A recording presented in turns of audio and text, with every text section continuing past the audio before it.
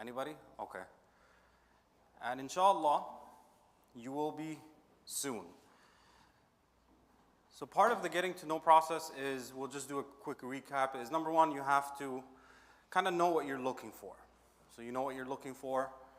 You are growing in your own growth in terms of spiritual, in terms of personal as well. And then you're learning the right skills. And then you need to have a strategy as well. That, okay, if you're in the pursuit of marriage, you're trying to find somebody, where are you going to find them? What circles do you need to be a part of? Who do you need to tap into? What are the avenues that's available to you that's going to make this process a lot easier? Yes, dua is part of it. Yes, tawakkul is part of it. But we kind of expect that I'm going to be sitting at home and then magically a spouse is going to drop from the heavens and be in front of me. So it does require a proactive approach, but then when you do have a strategy in place, then it becomes easier. And the final part of that is that you have to keep knocking on the doors until you find the right one. Because it's not about being married, it's about being happily married. Because anyone can get married in a week if they wanted to. Right? Many of us we have roots that are not from this country.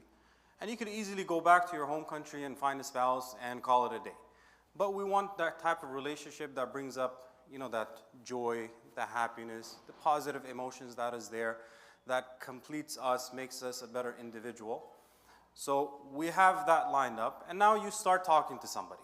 So now you're introduced to somebody, the attraction is there that allows you to be like, okay, I want to get to know this person better. So we're not talking about a 10 out of 10 attraction, but that initial connection, attraction, that makes you curious enough that, okay, what's the next step? How do I start proceeding from there until I make a decision and I set myself up for success here? So when it comes to marriage, there's 3 pillars pretty much in order for a person to have a good, happy marriage. The first is that it comes down to your relationship with Allah subhanahu wa ta'ala. This is extremely important because the reasons, why am I getting married? If a person's reason is they're trying to escape their home environment, is that a good reason to get married? Is that going to have an impact on the relationship? For sure it's going to have an impact. That somebody's just getting married because they want that stability, they're just trying to escape their home environment. It's going to have a relationship with their future spouse of how things play out. Especially if they're just trying to get out their home because they want somebody to take care of them. And then that's going to have a huge impact in terms of connection, chemistry, intimacy, so on and so forth. So that's not a good reason to get married. What's another reason that's not a good reason to get married?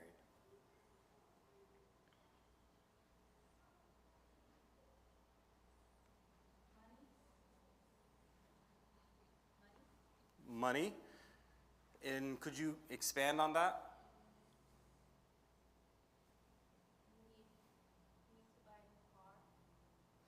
Okay, so in a way, you're kind of just using the person for their money, in a sense. So yeah, so that's not a good reason either to get married as well. To want companionship, to want financial stability, those are good reasons to want companionship, that, okay, we're going to have this halal avenue to connect with one another. We have companionship, we are growing together, getting closer to Allah subhanahu wa ta'ala. These are good reasons. So that relationship with Allah subhanahu wa ta'ala has to be there. The second is also that you yourself, we as human beings, have to be in a good place as well. Right? You have to be in a mentally good place, you're in a good emotional state, because your spouse is not responsible for your happiness. We as individuals, everyone is responsible for their own happiness. So I got to make sure that I'm doing good. I'm taking care of myself. If I have some things that I need to work on, then I work on that. But I'm not expecting, because this is also a reason which is not a good reason to get married, that I'm expecting somebody else is going to come and fix everything in my life. That's not a reason for somebody to get married, because people are human beings. They're going to let you down. But rather, I am putting in that effort. I'm the one who's getting ready for this. If I have some sort of, anything from the past that is impacting my life, relationships, so on and so forth, I'm taking the proactive means to fix that, so that it doesn't have an impact on my future relationship. And then when these two things are in place, the third part becomes a lot easier, because you're connected with Allah subhanahu wa ta'ala, you are doing well, and you will bring more energy naturally into the relationship. Now just look at it from this way. When you are spiritually down, and when you yourself are not doing that well, just take any relationship, how much are you willing to tolerate?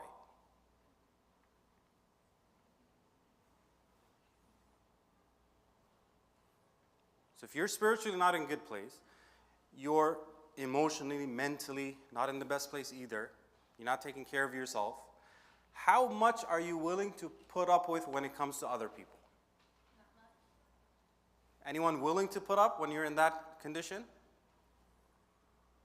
Usually, we're not going to tolerate as much. We become irritated easy because has a direct impact.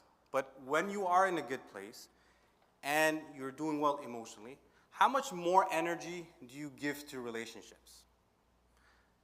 How much does it not bother you as much? Is there an impact here? So this is very important, that as we go into this, that our relationship with Allah subhanahu wa ta'ala is strong, our relationship with ourselves is strong, and then the third part is not that difficult. It just requires core skills and a lot of dua and istikhara. So am I ready for marriage? Number one, is my relationship with Allah personally satisfying? I'm taking care of what I'm supposed to be taking care of. I understand my responsibilities and I'm taking care of that. Do I have a positive outlook on life? Or am I just very negative and pessimistic? That's a reflection of my internal state.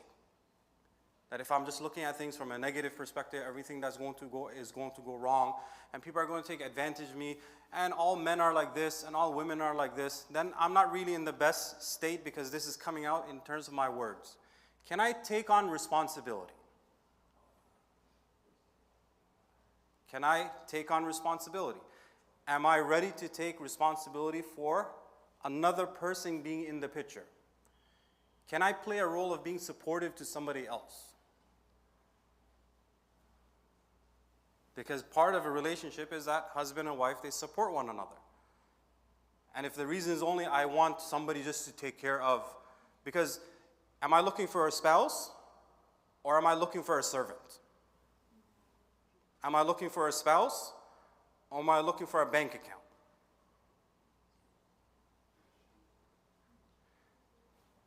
Because this is going to have an impact in terms of behavior. Do I relate to my parents in an adult-like manner as well? Like, what's my relationship there?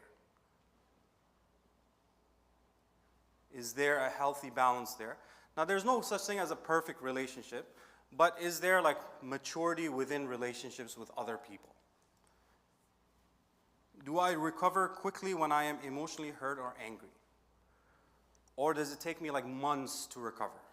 Or if somebody offends me, I just cut them off out of my life. Want nothing to do with you. You disrespect me, that's the end of it. So I have to notice how long does it take me to recover as well. Am I ready to make that commitment? Am I ready to bring change into my life? Am I willing to compromise on certain things? Am I willing to think win-win? And then, do other people think I'm ready for marriage as well? Do they think I have the qualities? Are people encouraging me? Not because I'm getting older and my parents want me to get out of the house, or that's what society is expecting me. When are you going to get married? The next time you go to Eid party, when are you getting married? How come you haven't got married yet? But they see the qualities within me, that I have the responsibility. I'm at that stage where I'm ready to take that responsibility as well.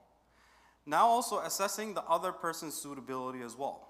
That the first thing is deen as well. That this person, okay, they have the looks, they have the stability, they have everything else, but do they have that religious commitment as well? Because you're not marrying potential. You are marrying the person that's in front of you.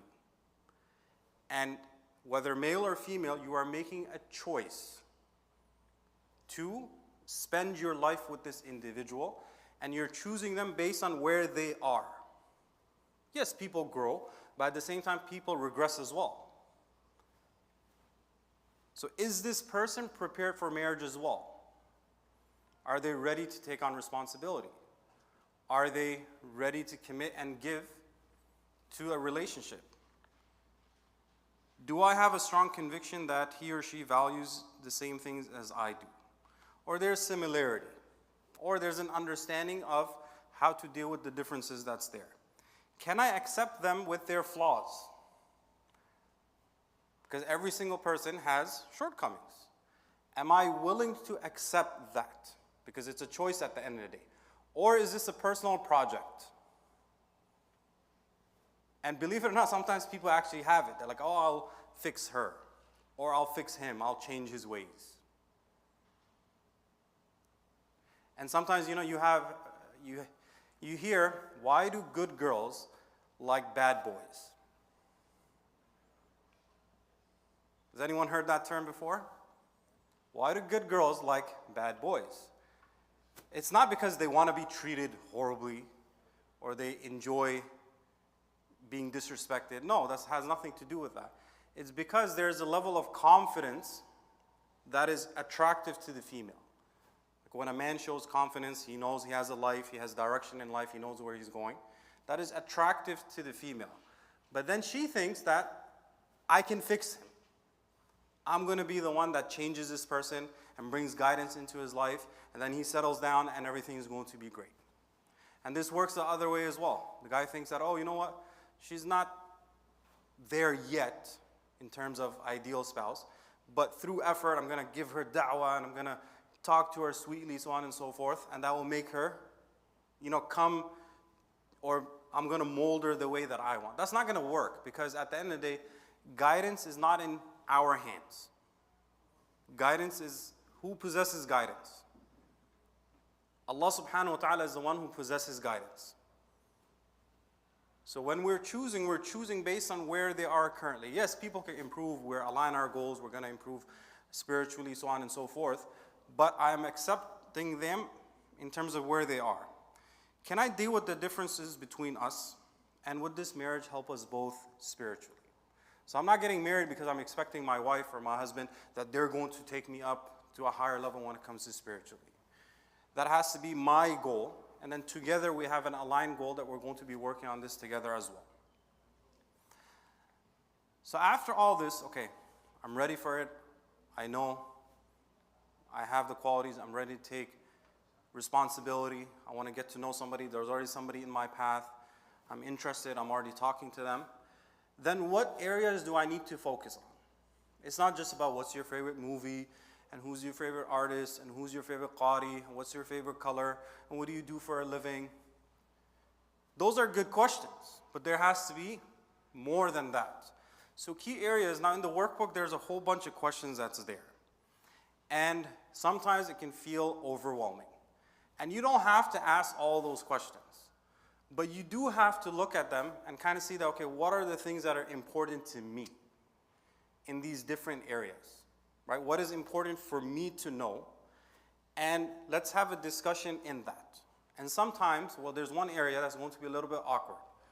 But I have to be able to have a conversation. So the first thing is when it comes to your deen.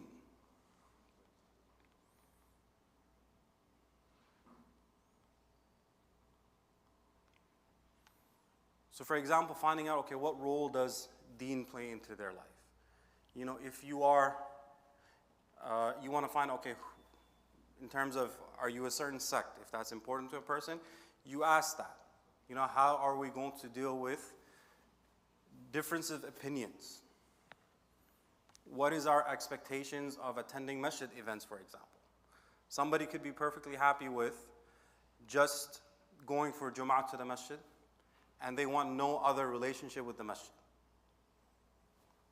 But you might be an individual that, no, we got to volunteer, and we got to spend as much time as we can at the masjid, be part of the community, so on and so forth.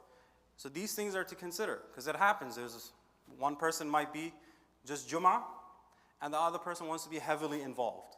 And they get married to one another, and they never realized this before. Now you have problems.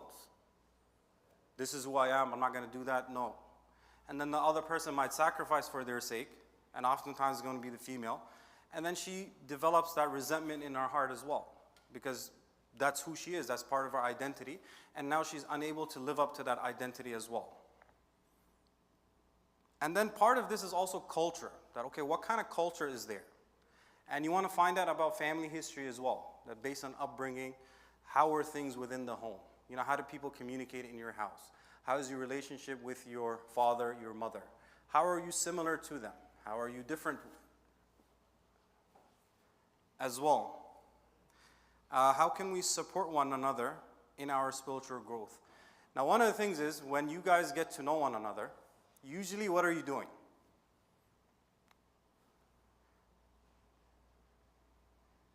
Are you putting your best foot forward?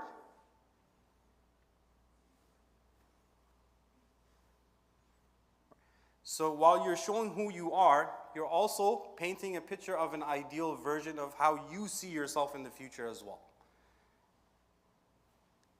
While that is fine, you have to also understand that the other person is doing the same thing as well. And at times, they might not actually get to that level as well. But this is also where, okay, how are we going to support one another in this as well? So deen is the first thing. And never compromise on deen.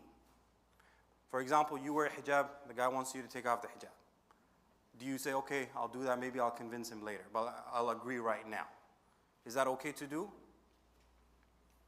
And the same thing on the other side as well. You want somebody who wears a hijab, the sister, at this stage, she's not ready for it, but then you feel that, oh, I can convince her that she's going to put it on. Or because I have the right, then I can tell her and she has to listen to me. That's not going to work, because now that's going to build resentment into the relationship. Financial management as well. That are people responsible when it comes to money?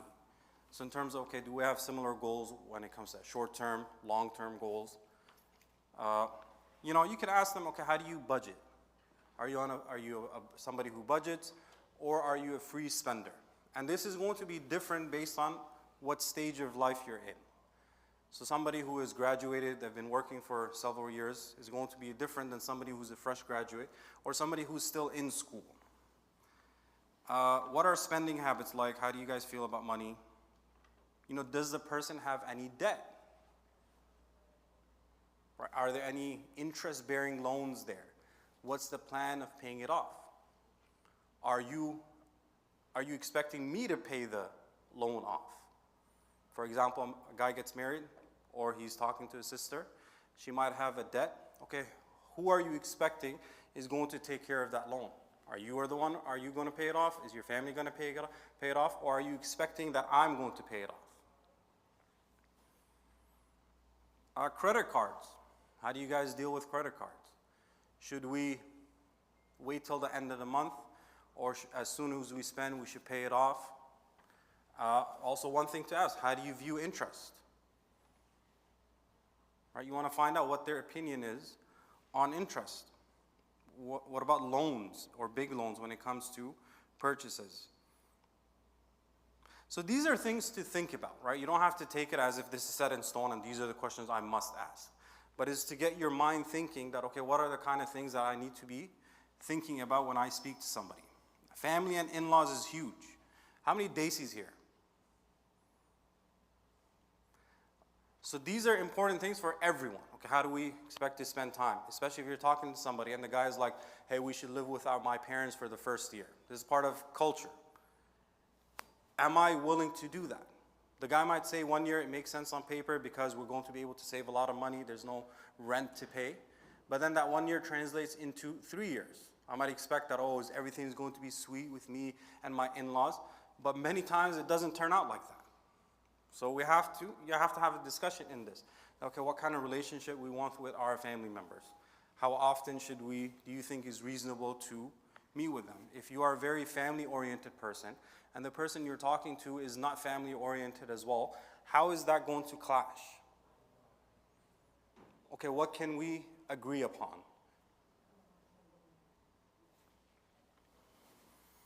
Part of that is also children as well. That do you want children? How many children do you want? How do you kind of view parenting? Also, how were you raised? What was the home environment like? When it comes to discipline, what things should we discuss? These things will come later on, but like, okay, what's your opinion of homeschooling, public, private, Islamic school? How involved should parents be? How do you view the role of a father, the role of a mother? Do you expect support from the other side? You want to see okay, where's the mindset going? Is somebody traditionally focused or more culture oriented when it comes to certain roles? Or are they flexible with that? Right? How do you envision parenting be separated as well? So especially for in-laws, these are big things. Roles and responsibilities is another thing. Because there's Islamic roles and responsibilities, but then there's also culture roles and responsibilities as well. So you have to talk about how do you envision the role of the husband, the role of the wife. What are responsibilities that you're willing to take? As we, in 2024, the dynamic of a relationship has changed a lot. There's more expectations from the guy to help out, and then from the female as well in terms of other aspects. So it's okay, how is that going to play out? Is that something you're okay with? Is that something that, no? For example, a guy could be like, no, I'm not going to do any housework. Right? How do you know that? Unless you ask the question. And on the flip side as well, that okay, what can we agree to? Both people are working. Now you have all these things that needs to get done. She's financially contributing to the thing as well. Does it make sense that all the responsibility gets put on her from working and then also when it comes to the house as well? So these are discussions that's very important, so you're aligned on that. And most people, when they're aligned, they're willing to give and take because they have a vision that they're working towards. So there's a whole bunch of questions that you want to look at that's there. And you can always expand on it as well. Career and personal growth as well. Okay, well, what are you expecting in terms of career? Are you planning to go back to school? Where do you envision yourself in 5 years? And especially, then this is for both sides as well, right? But if we just look at traditionally and stuff, then it's to ask the sisters as well that, okay, how do you see yourself growing in your career? And then, okay, what happens if a child pops into the picture? So you have to kind of be aligned where it doesn't come out of left wing. You're married 5 years down the road and then something just shows up and you're like, oh my goodness, where did this come from? Also, how do we feel about traditional gender roles in marriage? And how should we deal with situations where maybe we're unable to take care of certain responsibilities? So these are things you want to discuss. Intimacy as well. Now, this is going to be the part where you're going to be really shy about discussing it. Because for the most part, people are going into a relationship, and as Muslims, we don't date, right? Or do we? You're getting to know one another within the Islamic means, and this is going to be an awkward conversation. An easier way to do it is just email it. Right? Just something that is difficult for you to talk about face to face, you can email or you can put it down on paper so it becomes less awkward. Now, obviously, you're not going into like super details per se, because that's going to raise a red flag. Like, what? Where is this coming from? Has this person done something before? But you want to talk about things that, how do you view emotional intimacy, physical intimacy? What is your expectations? Because sometimes a person could be, they don't really have desire for intimacy, but they want companionship. They could be asexual. And this should be on the table because then a person knows, okay, what am I walking into here? Because one of the main reasons for people separating is lack of intimacy. And then another one also is communication breakdown, where the guy is not giving the female, he's not giving her that emotional intimacy. That she wants to share, she wants to talk, he's not available for that. Then he wants intimacy on the physical one, and then she's not giving that as well. So this leads to breakdown. But there's a balance here between the two of them, that I have to be willing to, that okay, what is it that's going to, and at this point you're just exploring, because you're not really sure yourself. This really comes into play once you actually get married and you start living with one another. But this is still something about that we should discuss. So some questions like, okay, what's like expectations? What do you think your love language is? You know, how important do you think this is to you? Right? So questions that is not going to directly go into it, but rather just getting their mindset on how they look at it. Right? How important is it to you? What else is there? Right? Especially if a person is not in the mood for it, then okay, what is it that makes you feel that connection to somebody? And you're exploring at this point. Public PDA, right? How do you feel about public display of affection as well? And then also in front of other people. Sometimes, depends on the culture, you could be at home and they're married, but because their parents are there, they'll be sitting on opposite ends of the couch. Or two different couches. Because the culture is that it's just weird to have that affection in front of parents. Now, is that Islamically okay? You could be able to do it, meaning you can show affection to your partner in the home setting with your parents around or relatives around. But okay, what is not okay? Right? Are you that, no, my parents are very conservative. They think that anything is just too much. So we stay. So this is things to discuss so that there's understanding there. Personal boundaries. What are like no-nos for you? Because remember, when two people come together, even if they're the same cultural background, different upbringings, different experiences, different home environments, different expectations, all this is coming together now that's going to create a new culture within the home. So this is going to create a new culture within it. So what things are you comfortable with? What things are you not comfortable with? Somebody could be in a home environment that the culture of the home was that if something's on your mind, you just say it. And it can be said in a loud, rude way. But to them, it's perfectly normal. Because that's how they grew up with one another. Something's on your mind, you just say it, and you move past it 5 minutes later. The other person's side, that if something is said in that way, that means something's wrong. And, okay, there's conflict now. And they deal with it by just, okay, let things calm down. And that could take maybe like 3 days. And everyone doesn't address anything. And then they're like, okay, have things calmed down? Then they're going to get back into it. Now, this is going to create a problem. What problem is going to create?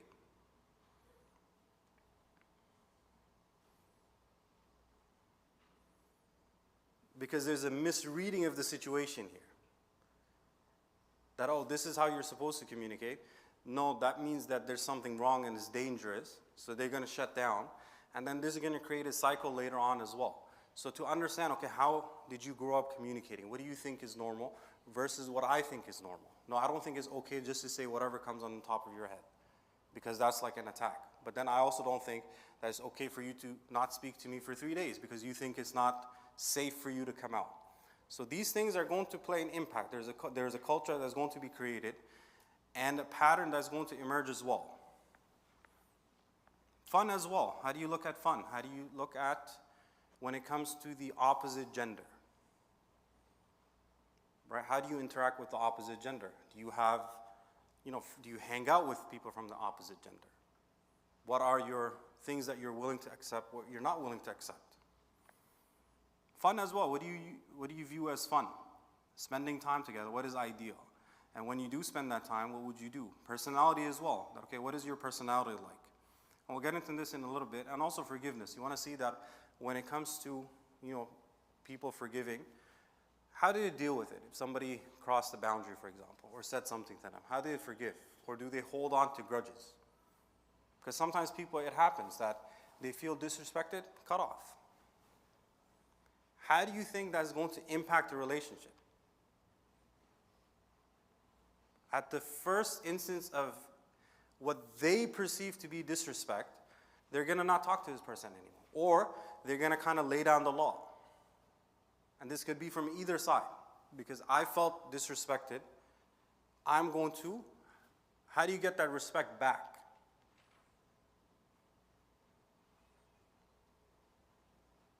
Think about it. Somebody disrespected you. How do you get that respect back?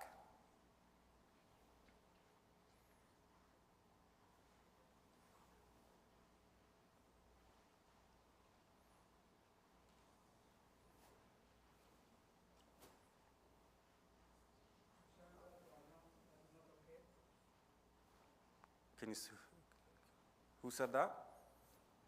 Can you say that again, please? Okay, so by vocalizing it? Okay, how else can you restore that respect?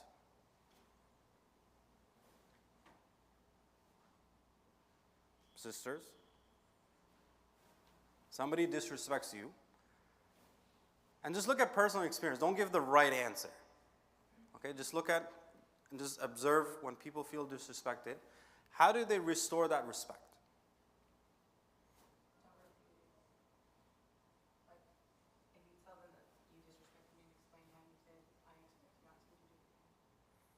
Okay, so that's a healthy way to do it. What's another way that people do it? They make it up to you.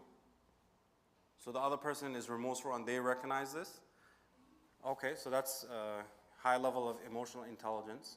Now think of this, somebody disrespects you, cusses at you. What do? You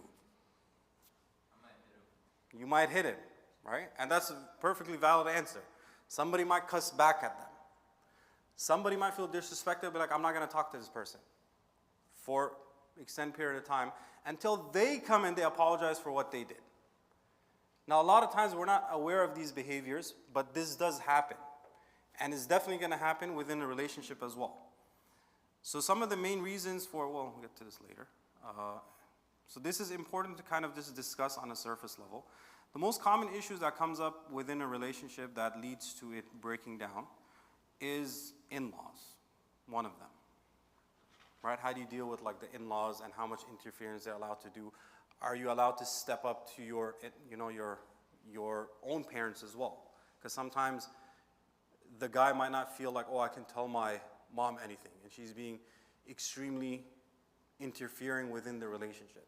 On the other side as well, and this can happen both ways, not just guy or girl. So in-laws and not being able to deal with it properly.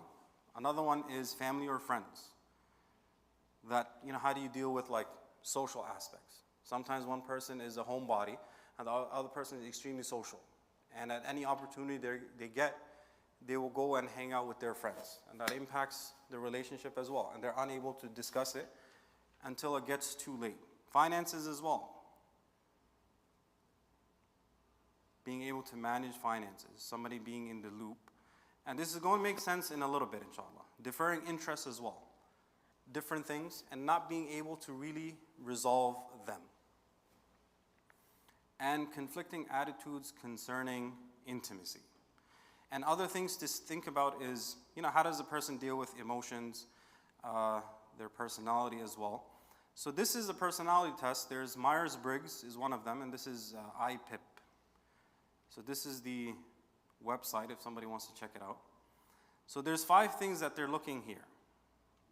And, well, first question is, can personalities change? Do you think somebody's personality can change? Who says yes? Who says no? Who says in some things yes, in some things no? Right? So that's the correct answer. In certain things, yes. In certain things, no. Or it's really difficult for them to do so. So this is going to highlight, number 1, openness to experience. So are they down to earth or they think too much? Variety versus routine.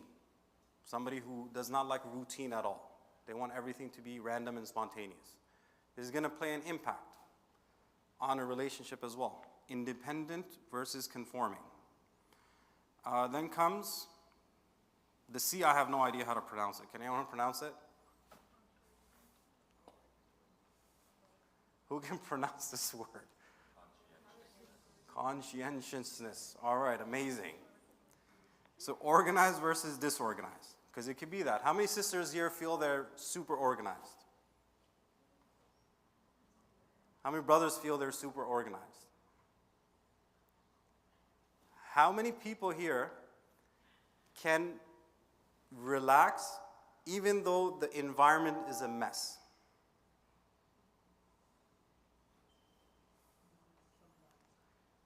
How many people need the environment to be fixed, then they can relax? All these things play a factor. You have a long day of work, you come home, the environment is not the best. One person, the most important thing, okay, I gotta relax. To relax first, then we can tend to this. The other person, no. We have to fix this first, then we can relax. So careful versus careless, self-discipline versus weak-willed. Then you have extroversion, social, retiring, fun-loving, sober, affectionate, reserved, neuroticism, worried versus calm, insecure versus secure, self-pitying versus self-satisfied. Agreeableness, soft-hearted versus ruthless, trusting versus suspicious, helpful and uncooperative. Now you don't have to really take this, but it's a good idea just to kind of see that, okay, are we similar, are we different? How can we deal with the differences? In the areas that we're different, then how can we come to an agreement that makes sense that, okay, I'm willing to entertain this and take it further.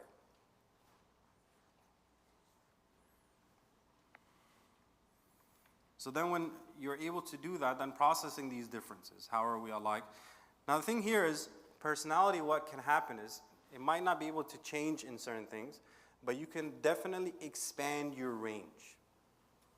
You can definitely expand your range should you choose to do so.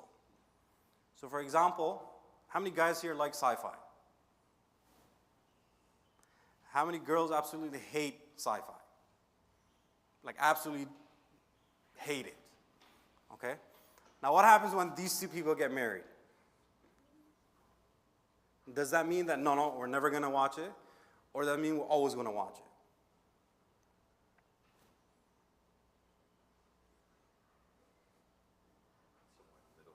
So it has to be somewhere in the middle, right? That, okay, what's the interest here? We give time to that. But then also at times we also alternate this side as well. So this is called expanding the range. But obviously you're not going to do something that you absolutely hate. So for example, somebody is very brave and adventurous versus somebody who's more careful. So the girl, so let's say she's the brave one, she wants to go skydiving. And the guy, no way that they're going to do this. Is this a compromise that, okay, we make this person do this? That's a little pushing it. But okay, what is something that the person can be comfortable with? So personality can definitely be expanded in order to fit certain things, but without being dominating there. Now processing these differences, how are we alike, how are we different, how do we tend to deal with our differences, some areas in which I would like to see changes, ways in which our differences could be considered as positive factors in our marriage, ways in which focus on pleasing Allah subhanahu wa ta'ala can help us adjust to the differences in a relationship. So part 2, any questions in the first part? So you have all the questions there. And once again, it's not about asking every single one, but it's about thinking about that this is going, how our relationship is going to play out. What are the important things? What questions do I need to ask? And until I am satisfied, or I feel that, okay, yeah, this is good, I can work with that. Not the most important thing, but this is important. Yeah, we align in it. Yes, we don't align, but we understand each other and where we're coming from. And I can work with that. Any questions on this part before I go to part 2? You talk about someone disrespect you, so I said showing like not okay. So what? I didn't get your answer. Like, what is the best way? So we're getting to that, inshallah. Okay. It's gonna come. Do you recommend taking the personality test? Like both of the two people that might get? Yeah, you can definitely take it. Is it going to have a huge bearing? Maybe, maybe not, per se, depending on how important things are. But it can be something to discuss with one another. And for that one, it's a free version as well. If you go to that website, you can take the longer one or the condensed version as well. But it's also for your own self-awareness as well. That you understand your personality before you understand the other person's as well. So it's good to know that, okay, this is things that I'm kind of inclined toward. If I don't really like it, let me try to change it. But you could have people who are complete opposites. But it comes down to not even can you, are you willing to make the puzzle fit? Any other questions on that part?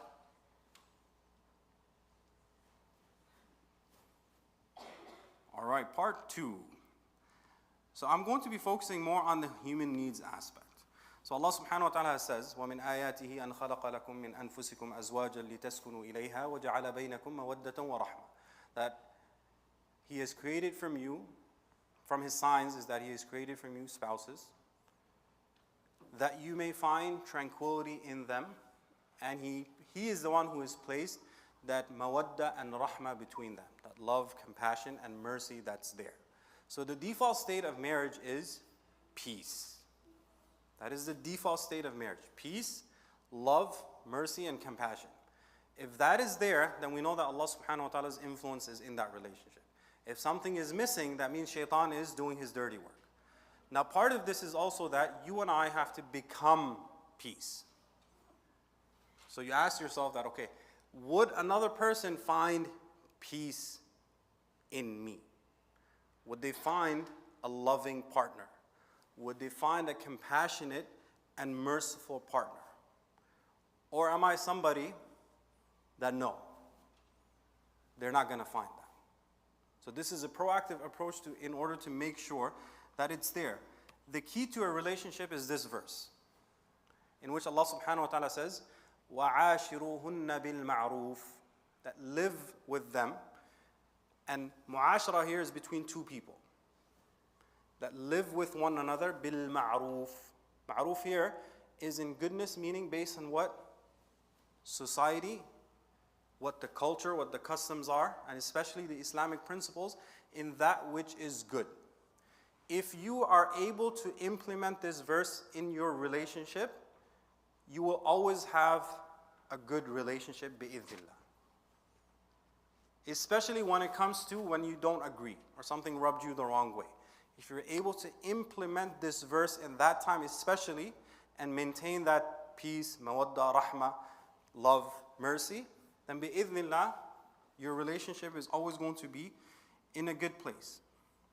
And the Prophet ﷺ said, the best of you are the best of them to their families. And he said, his example is that he is the best when it comes to his family.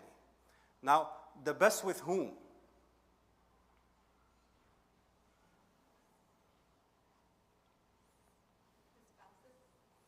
Yeah, the best spouse, but with who though? His family. But when he says the best of you, in whose view?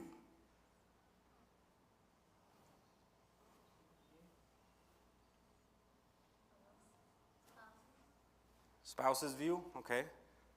Somebody said something else. Allah's view. The best of you with Allah subhanahu wa ta'ala are those who are the best towards their families. And Rasulullah sallallahu alayhi wa sallam saying that I am the best to my family. Right? So that's a motivation right there. That if I want to be the best with Allah subhanahu wa ta'ala, this is one avenue to achieve that. Now there's other hadith that says the best of you, such and so on and so forth. But we want to focus on this. And then the Prophet sallallahu alaihi wasallam said that ad-dunya mata', that this world is mata', something that you enjoy, and then eventually is going to leave you. And he said the best of its enjoyment is a righteous wife. And this goes both ways as well. A righteous partner is the best thing in this dunya. Because no matter how intense the environment is, when you go home and you have that peace, that compassion, that mercy, that is what everyone at the end of the day is looking for anyway. And then this is how we should approach any relationship. That Allah subhanahu wa ta'ala or the Prophet sallallahu alaihi wasallam said that Allah is saying that أَنَا عِنْدَ ظَنِّ عَبْدِي بِي فَلْيَظُنْ بِي مَا شَاءَ. That I am as my servant expects me to be, so let them think how they want about me. Which means we go into a relationship expecting the best.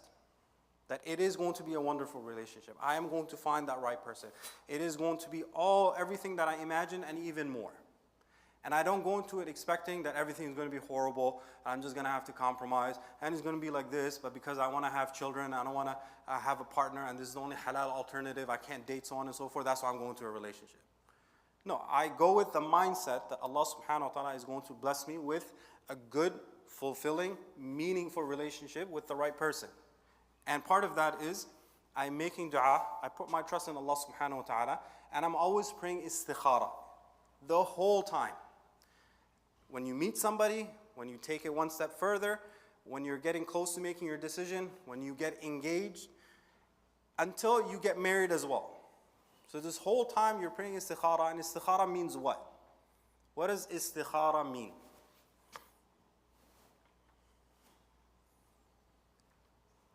The linguistic definition of istikhara is seeking good. Now, who are you seeking good from? You're seeking good from Allah subhanahu wa ta'ala. And that's why when we pray the 2 rak'ah and we make the dua, that I'm asking Allah subhanahu wa ta'ala for the best. That if this situation is the best for me, then you allow it to happen in my path. But I continuously pray this because this is a big decision. And you don't just do it once. You could do it once, but you want to continuously because throughout the process, so that is the best outcome for you. And then whatever comes at the end, the result of all of that, we have to understand that that was the best decision for me. So part of that is also submitting to that aspect as well. Now we're just going to look at a few rights. So when it comes to women, the main thing is financial. That the man is responsible. Responsible means what? When we say responsible, what does that mean? If they don't do it.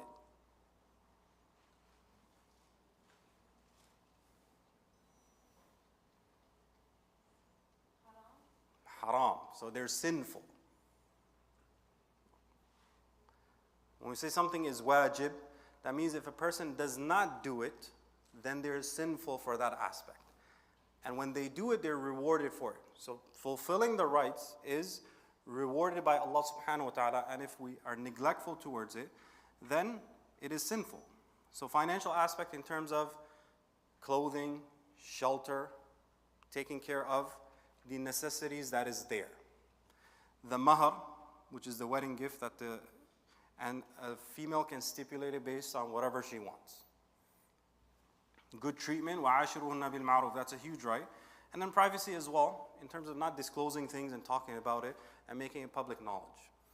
The man's right is when it comes to listening to him in terms of deen and marital matters. So it's not absolute obedience, but when it comes to, especially in matters of deen and the relationship, yes.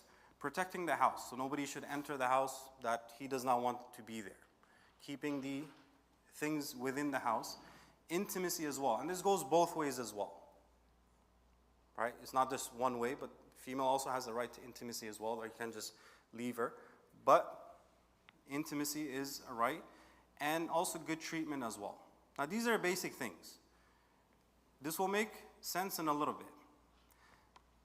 Now understanding human needs. How many people are towards ihsan here? All right. This is now going to come into a relationship. When it comes to life, you need to meet your core needs. The more needs you meet at a high level, the more enjoyable that experience becomes. Whether it's work, with friends, with just your private life, with a relationship, at anything. The more needs it meets for you at a high level through positive vehicles, that is going to become more enjoyable for you. And we can narrow these down to 6 core needs. The first one is, now I want you to think of these needs based on a relationship. So relationship between wife and husband. Okay? So I want you to think of this from a relationship standpoint. So the first is the need for certainty. Certainty is that safety, security, stability, that routine, you know what to expect, you can trust this individual, and you know that things are going to be okay, you know what to expect. Then comes uncertainty. Another word for uncertainty is variety. So in a relationship, that looks like the need for adventure, fun, changing it up, not keeping it the same old, same old. So the first and second, they're actually at odds with one another. At times. But we're looking from variety, adventure, fun, not keeping it boring, keeping that spark alive. Then comes significance. Significance in a relationship pretty much is respect. That a person feels respected, important, they matter, they're valued. After this comes love and connection. So as human beings, we're social creatures, we need to connect with one another. But then there's that higher aspect between husband and wife where it's about giving love, receiving love, and then that intimate aspect as well. So this is a huge need when it comes to a relationship.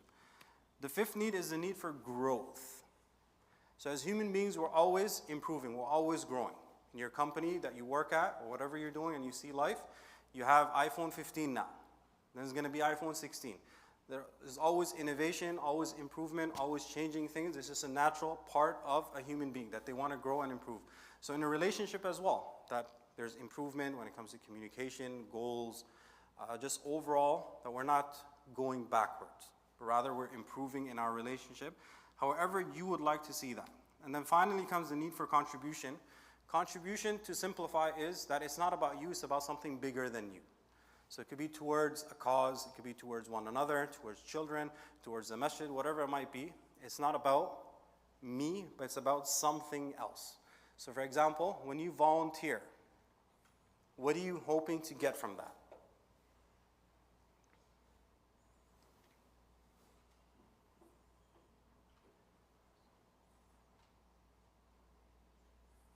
When you volunteer, what are you hoping to get from that experience? Through volunteering? Okay, well, that's interesting. But usually when we're volunteering, it's a selfless act. Not really expecting anything from anyone. I'm doing it because it satisfies my soul. That's what contribution is. That we do something that is fulfilling and satisfying. Now, when couples meet their needs, or most of these needs at a high level, you will never find a couple that separates because their needs are not getting met. It's impossible for it to happen. Especially the top 2 to 3 needs. Those are the most important ones. And people differ in terms of which needs they value and prefer. So you will never find a couple that will separate or is not in a good relationship when their needs are getting met at a high level. It just doesn't happen. Because naturally, it's extremely fulfilling and you enjoy that. Now there's ways, positive and negative ways to meet these needs. Sometimes people meet it through positive ways, which is good, that's what we're aiming for. But sometimes people will meet these needs through negative vehicles as well. I'll give you an example. Somebody needs certainty. Instead of doing it in the right way, they become very controlling. Somebody needs significance. Instead of having a discussion, they kind of put their foot down. Or they raise their voice and get angry. That's them trying to get that significance back. So I want you to look at it now, and I want you to put down what are your top 2 needs when it comes to a relationship. What do you think are your top 2 needs when it comes to your relationship? Let's look at it again. Certainty, variety, respect, love and connection, growth, or contribution. I want you to think about what are your top 2 needs when it comes to a relationship. Okay, not in life, because in life it could be different. But when it comes to a relationship, what are your top 2 needs?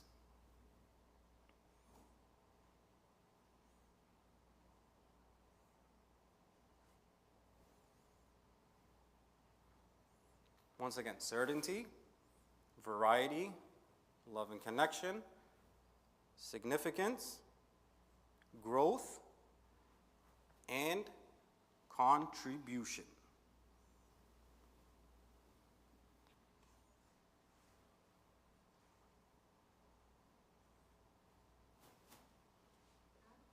Yes.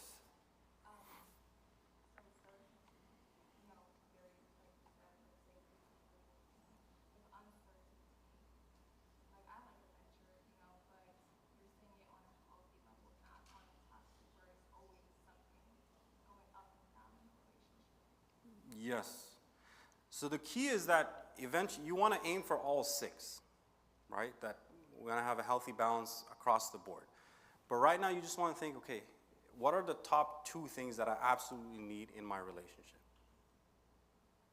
And then we'll look at the other ones after. You guys thought about it? Sisters, what's number 1? How many sisters put certainty as number 1? 1 and 2? Okay, what's number 2? Love and connection? Number 1, who put love and connection number 1? Okay, let me ask you a question. Can you feel love and connection if you're not certain?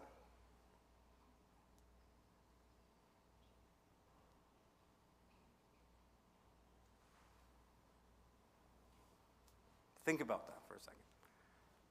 Brother, what's number 1? How many people put significance as number 1? How many people put love and connection as number 1?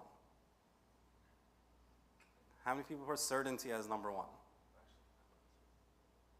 How many put growth as number 1? Okay, so you guys are all across the board. Anyone have anything besides certainty and love and connection as 1 and 2? Okay. Anything else? Growth and contribution. How do you define contribution?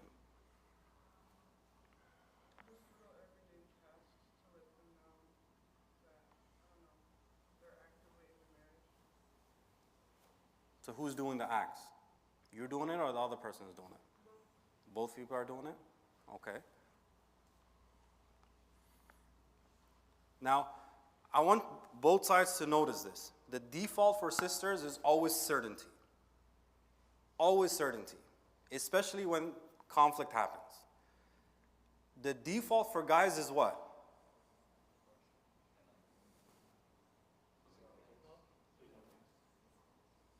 Sisters, what do you think is the default for them? They're confused. You got to help them out a little bit. Respect. Especially during conflict, it always comes down to significance, to respect. What you want beyond that is you want that love and connection on both sides.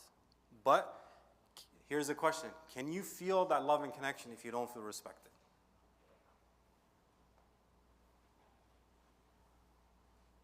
So that's the default.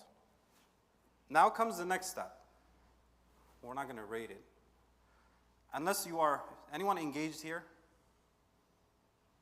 You are engaged? Okay, nice. So this is extra work for you later, inshallah.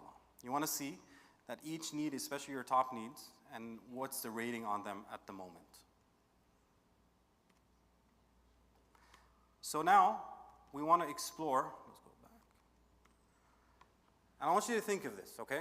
Like imagine you're in a relationship, and you're married, and you're looking at your top need. Now what needs to happen for that need to actually be fulfilled? In order for you to feel this need, what needs to happen?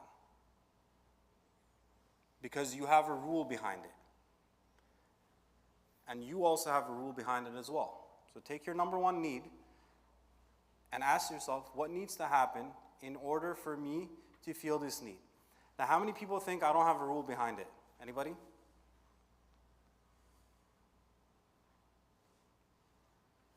Nobody? You think you don't have a rule behind it?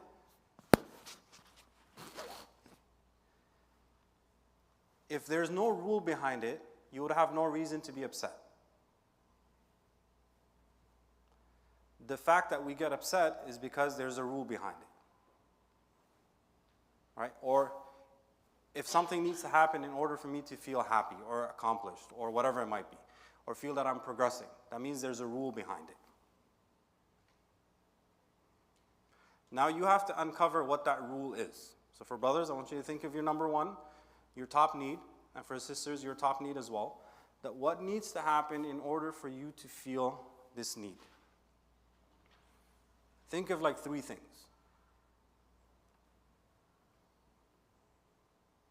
Especially if you clash. And think of it from, or look at it from any relationship. because we want to do the exercise first, and then you can apply it later on. But look at any relationship, whether it's with you and your parents, you and a sibling, you and a potential partner that you're talking to, or even you in the future being married.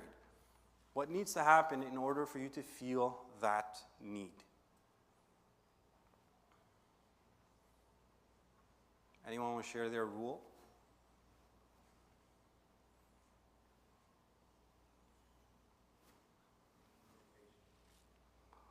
Who said that?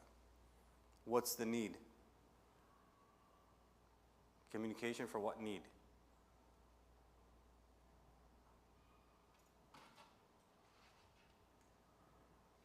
So your top need, communication, but what's the need though? Is it significance? Is it love and connection? Is it certainty? Respect. So significance, in order for that, communication has to happen. Sisters, any rules?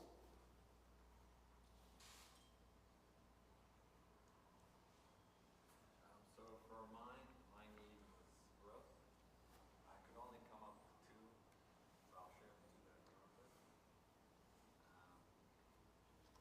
I'd say for growth, I would like to have a plan set in place that we both agree on and that we can achieve based on a timetable. So that's one. And then a second one would be learning more about our shared faith and improving our practice of the faith over time. I think that's another important thing. Okay, that's good. I like that. So it's pretty specific in terms of what it is. Yeah. That's good. Sisters, any rules? There's no wrong answer, by the way. So I'm not going to critique your rule.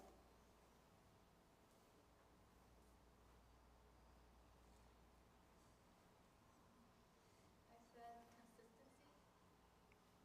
Consistency, okay. Anything else?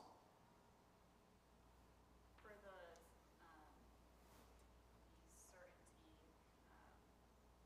for need, I think an establishment that even if there's a conflict, it's not a question of whether or not the relationship is at risk, but just like a safe space to communicate about whatever issue is going on. Okay.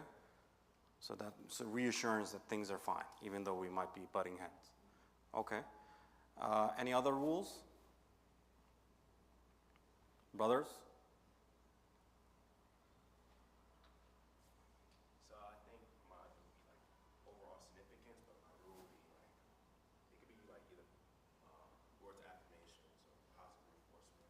I also think about self-awareness, because when you get into like heated debates or arguments, sometimes the emotions are high, and sometimes either partner kind of want to, not intentionally, but hit below the belt and maybe say something that's not intentional, so just keep aware about like how you're communicating when you're having like arguments or discussions. And I think maybe similar, like positive, like body language, is sometimes when you don't get what you want or things are not going well, we tend to shut down and just always be aware of like your body language would be more than what you're saying. Okay. Sisters, one more rule. Anybody?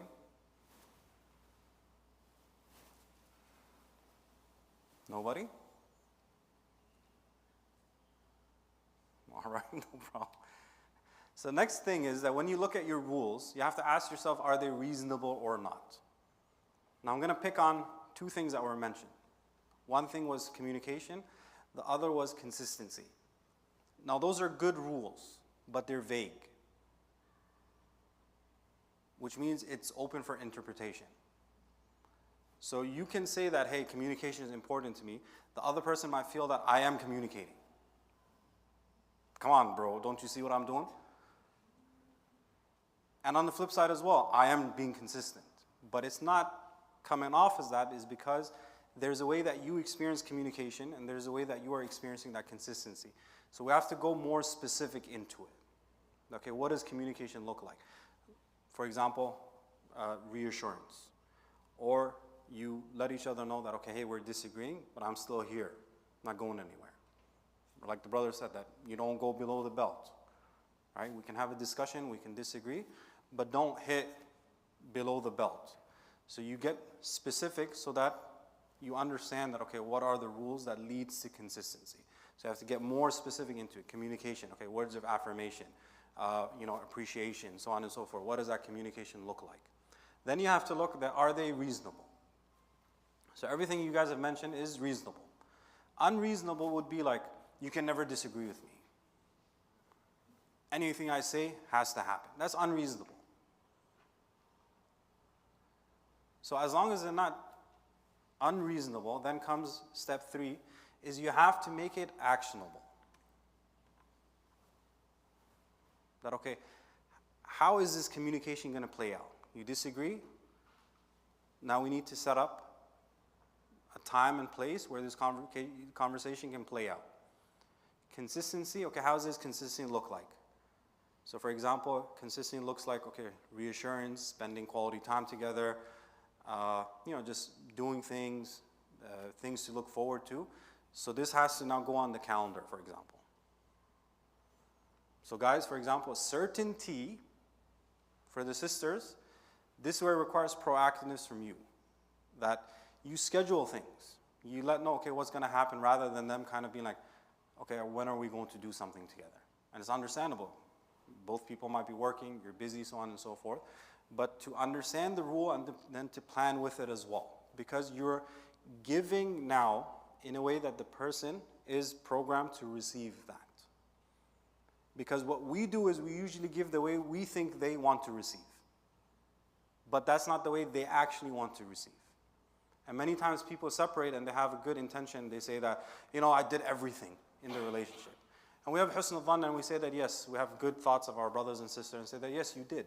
But did you do what they actually wanted you to do? And not what you thought they wanted you to do. So it has to become actionable now. How is it going to fit in your calendar? Okay, if there's a difficult conversation, let's put it, because all these factors are going to come into play. You had a long day at work, you come home, your spouse wants to have a difficult conversation about something that happened. You're not in the mental state, it's going to come off as criticism. It's not the right time to have that conversation. A better way to approach it would be, put a time that, hey, this is a time within our day. We see our schedules, how it plays out. We know that this time is to bring up issues that's there. And we put the rule that this is a safe space. We can bring up things that we want to address. And there's a way to address it that we'll get to later. But you have to make it actionable. So if it's quality time, what does quality time look like? What does it look like for the sister? What does it look like for the brother? Then, okay, let's put it on paper. When is it going to happen? And this is where flexibility comes in. How much time is there? Okay, there's only time to do one activity. One day, do what your wife likes. The other day, do what the guy likes. If there's more time, do a half and half. Guys like to hang out side by side. They want to hang out, watch something, just enjoy. Women like to hang out face to face. So you have to also be like, okay, we've got to have time for conversation as well.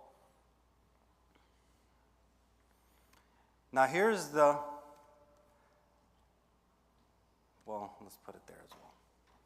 My question was, what needs to happen in order for you to feel this need?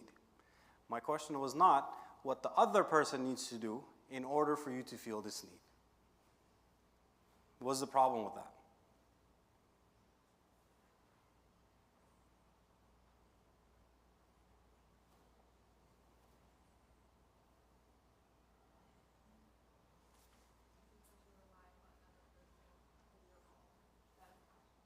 Right. So that means, and it's a trap, by the way, so I'm trapping you guys.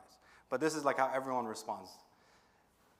That your need is dependent on the other person, which means that if this doesn't happen, I don't feel certain, I don't feel significant, I don't feel love and connection.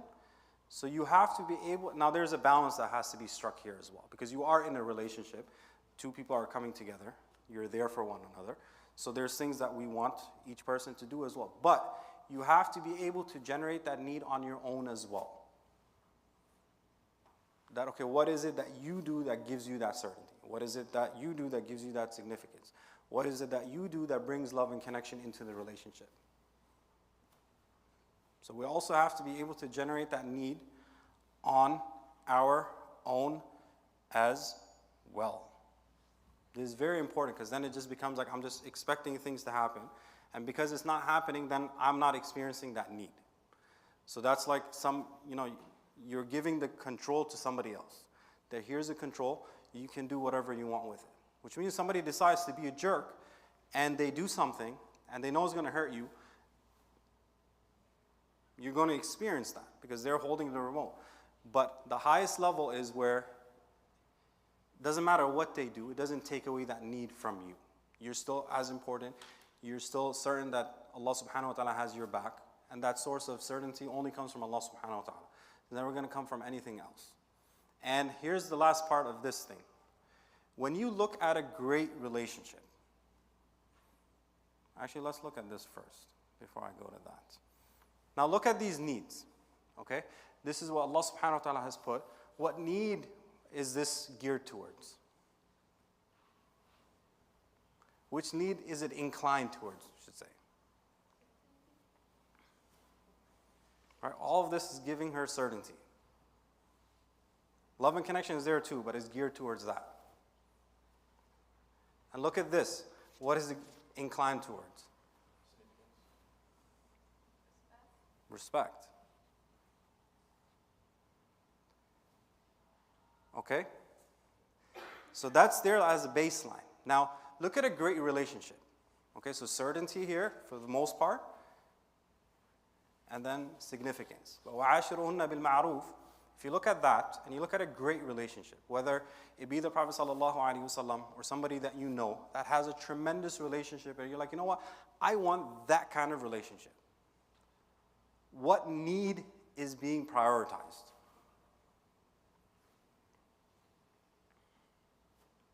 I'm going to pose the question again. I want you to think of a great relationship. Whether it's the Prophet ﷺ, somebody from the past, somebody current, that you look at that relationship and you're like, that's a great relationship. That's the type of relationship that I want. What need do you think is being prioritized in that relationship?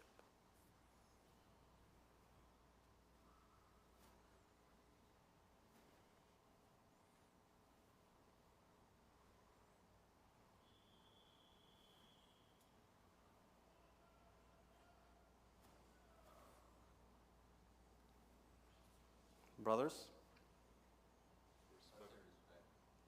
Can you define it? Like what's happening? So, for example, they're just like, for example, you're supposed to meet at a certain time, they're there. You want something, you ask, they say, okay, yes or no. But there's that communication level of respect. It's not like, unreasonable. You want a massage every day, it's like, okay. Okay. Give and take, I guess. Responsibilities. Can you expand on that? Each person does follow their rights. We give them rights. So it's giving to each other? Okay. Brothers, anything else? Prioritizing each other? What need is that? Okay, significance. Sisters, what need is being prioritized? There's no wrong answer, by the way, but you just have to explain why you think that. Or you have to explain what's taking place. Okay, what's happening here? Like respecting rights, Islamic rights, respecting marital rights, respecting financial rights on both ends. Okay. Anyone else?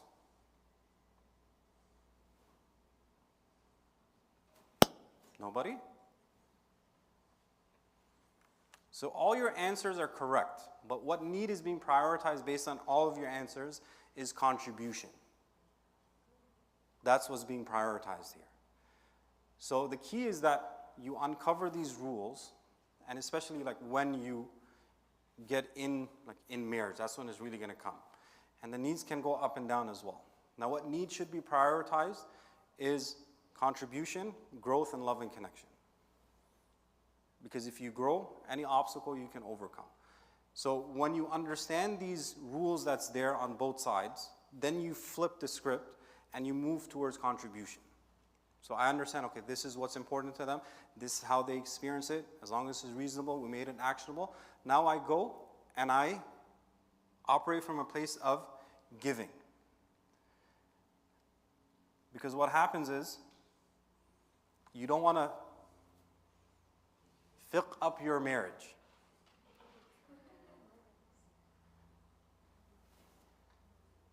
Where it comes down to, this is my right, you have to do it. Okay, this is it, but this is the bare minimum that I can get away with. That's not the type of relationship you want. And that's not what the rights exist for. The rights are there so that there's a relationship there. Everyone understands what's important. But this is where you play at. And this is what وَعَاشِرُهُنَّ بِالْمَعْرُوفِ is referring to, that live with one another in goodness, in ihsan. Show up at your best. Have discussions. Don't be, like, take a hard stance on certain things, right? Because if it's just fiqh by the book, then, okay, the wife's money is hers. Husband doesn't have to pay more than necessities, right? Okay, what's the basic? 1-bedroom apartment, that's good enough. I'm not sinful if I don't get a 2-bedroom. But that's not the type of relationship you want, right? And think about it, is that the type of relationship you guys want? What's the rights? Okay, I'm going to just do the bare minimum there. Anyone want that kind of relationship? We understand the rights so that we know that, okay, what am I required to do for in my relationship? So that when I stand in front of Allah subhanahu wa ta'ala, I know and I can say that I did what was required. But part of the rights as well is وَعَاشِرُهُنَّ بِالْمَعْرُوفِ. That's also part of the right as well. That we live with one another in ihsan, in the best way. That I show up for the other person. So with mawadda and rahmah. And this is what was there in the Prophet ﷺ's marriage. You can disagree, that's perfectly fine. You can have conflict. You might not see eye to eye on certain things. That does not make the other person enemy number one. It just requires a conversation to be able to move past it.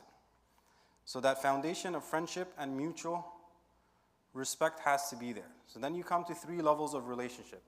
Level 1 is selfish love. That is all about my needs. I got married so that all my needs get fulfilled. I enjoy intimacy. I have somebody at home that cooks and does all this kind of stuff. It's just selfish. It's narcissist. It's all about them. Everything revolves around them. My right, my right, my right. Who in the world wants to be in that type of relationship? Level 2 is conditional. You do, I do. Right? So if you do, then I'll do this. This is yours, this is mine. Everything else, figure it out. And then level 3 is, I'm not going to say unconditional love, but it's ihsan in a relationship. That a person shows up the way Allah subhanahu wa ta'ala is expecting them to show up. And the way that rights are supposed to be looked at is that when it comes to the rights that are upon me, I make sure I fulfill it. But when it comes to what I'm owed, I be easygoing with it. So that's where being gentle and kind with one another comes, where it comes the other needs comes first. And anytime both people operate on that level, you have something wonderful. Because you could have one person operating on level 3 and another person operating on level 1. How's that going to play out?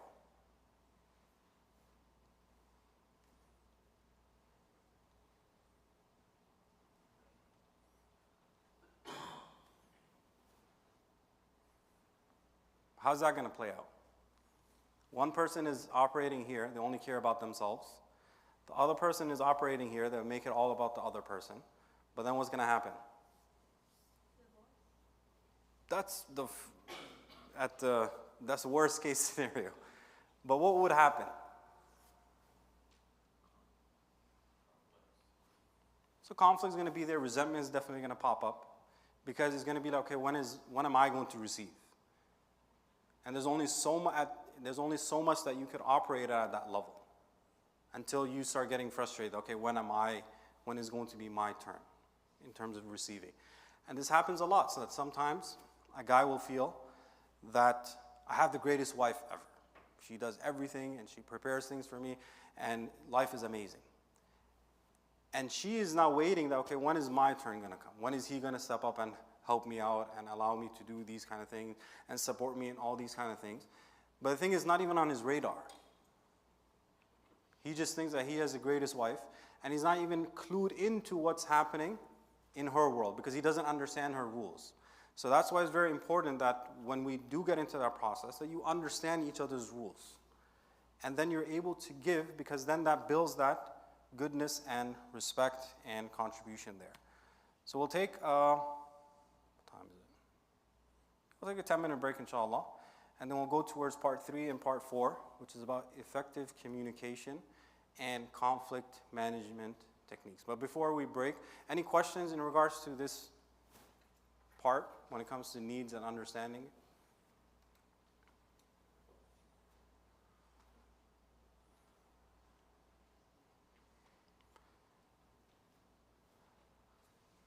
Can you expand on the contribution part? Like, you two, I know you said contribution, growth, and then love, but could you expand on the contribution? So contribution, put it this way, it's you giving for the sake of Allah. That's what it is. So contribution, look at it from a different perspective, that my purpose is to earn the pleasure of Allah subhanahu wa ta'ala in what I do. So I'm not looking for praise, appreciation, thank you, so on and so forth. Not to say that that shouldn't be part of a relationship, but I'm not looking for that. And you will never find, if you look at a relationship where the goal is that all 6 out of 6 is like at 8 or higher. But the top 3 must be there. Because the other ones you can be like, it's not a big deal. I can figure it out, or I can generate that need through something else. Through my private life, through friends, through whatever else. But the top 3 are the most important. And if those needs are not getting met, that relationship is in jeopardy. And every time that I've had to counsel anyone, and you look at the numbers play out, it's all below 5s. And no wonder the relationship is struggling, is because your needs are not getting met. And then all you have to do to really turn it around is turn the numbers around. Through understanding, okay, what is it that generates that need? Then, okay, now you have to make it actionable, then actually give to the person. And then a relationship, but it requires effort. That a person is willing to play at contribution, and then slowly, and with the help of Allah subhanahu wa ta'ala, the needs do get turned around. And this is also like a level of like you can gauge also if you're excited going into a relationship as well. So if people are getting to know one another and they're engaged, that you see with certainty, there's no variety really because it's halal, right? You can't go on trips together at this point. Contribution is not really there,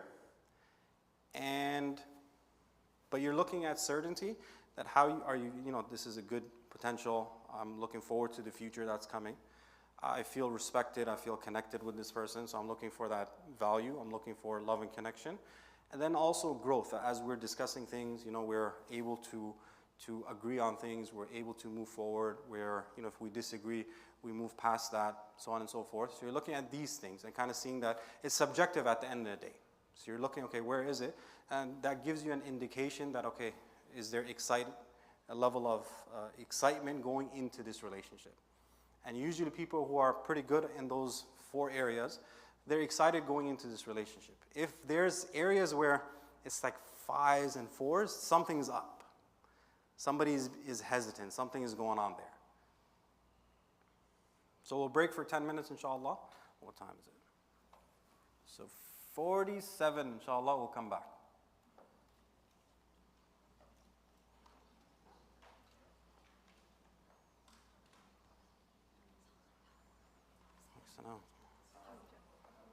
Quick question. Is this your big break, or is this like the go for 10 minutes and come back? Or are you doing like a big break in the middle where it's like, I don't know, 15 minutes? We want to do 50, because we can do 1 break and then finish. You want to do like 1 bigger break and then finish? I just like wanted to announce for them to get coffee, but like I know it'll take more than 10 minutes. So 15? With this number, I think 15 is fine. Yeah, so we'll do 15 and then finish. All right. Salam Kamal, there is coffee and also donuts inside of the community room to your left. I think we'll do like a 15-minute break and then you all can come back here, inshallah. There's no food allowed on the carpets, so please do not get in here. Thank you.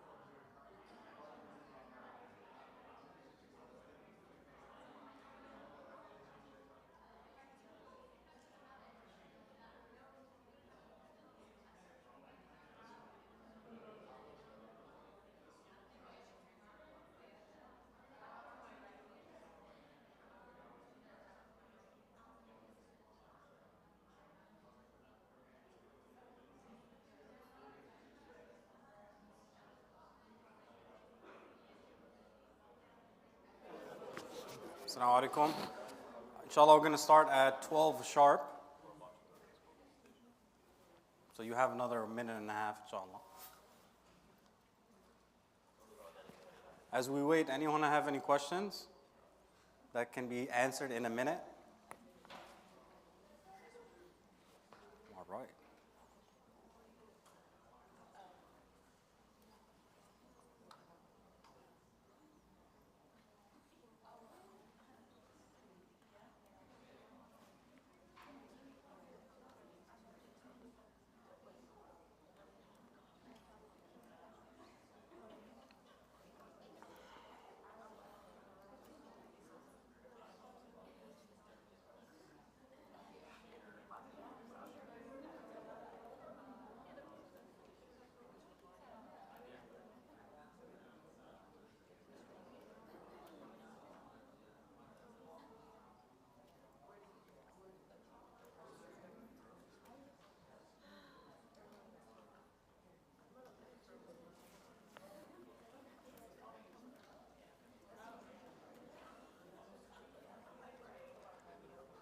All right. Bismillah, alhamdulillah, salatu wa salam ala rasulillah.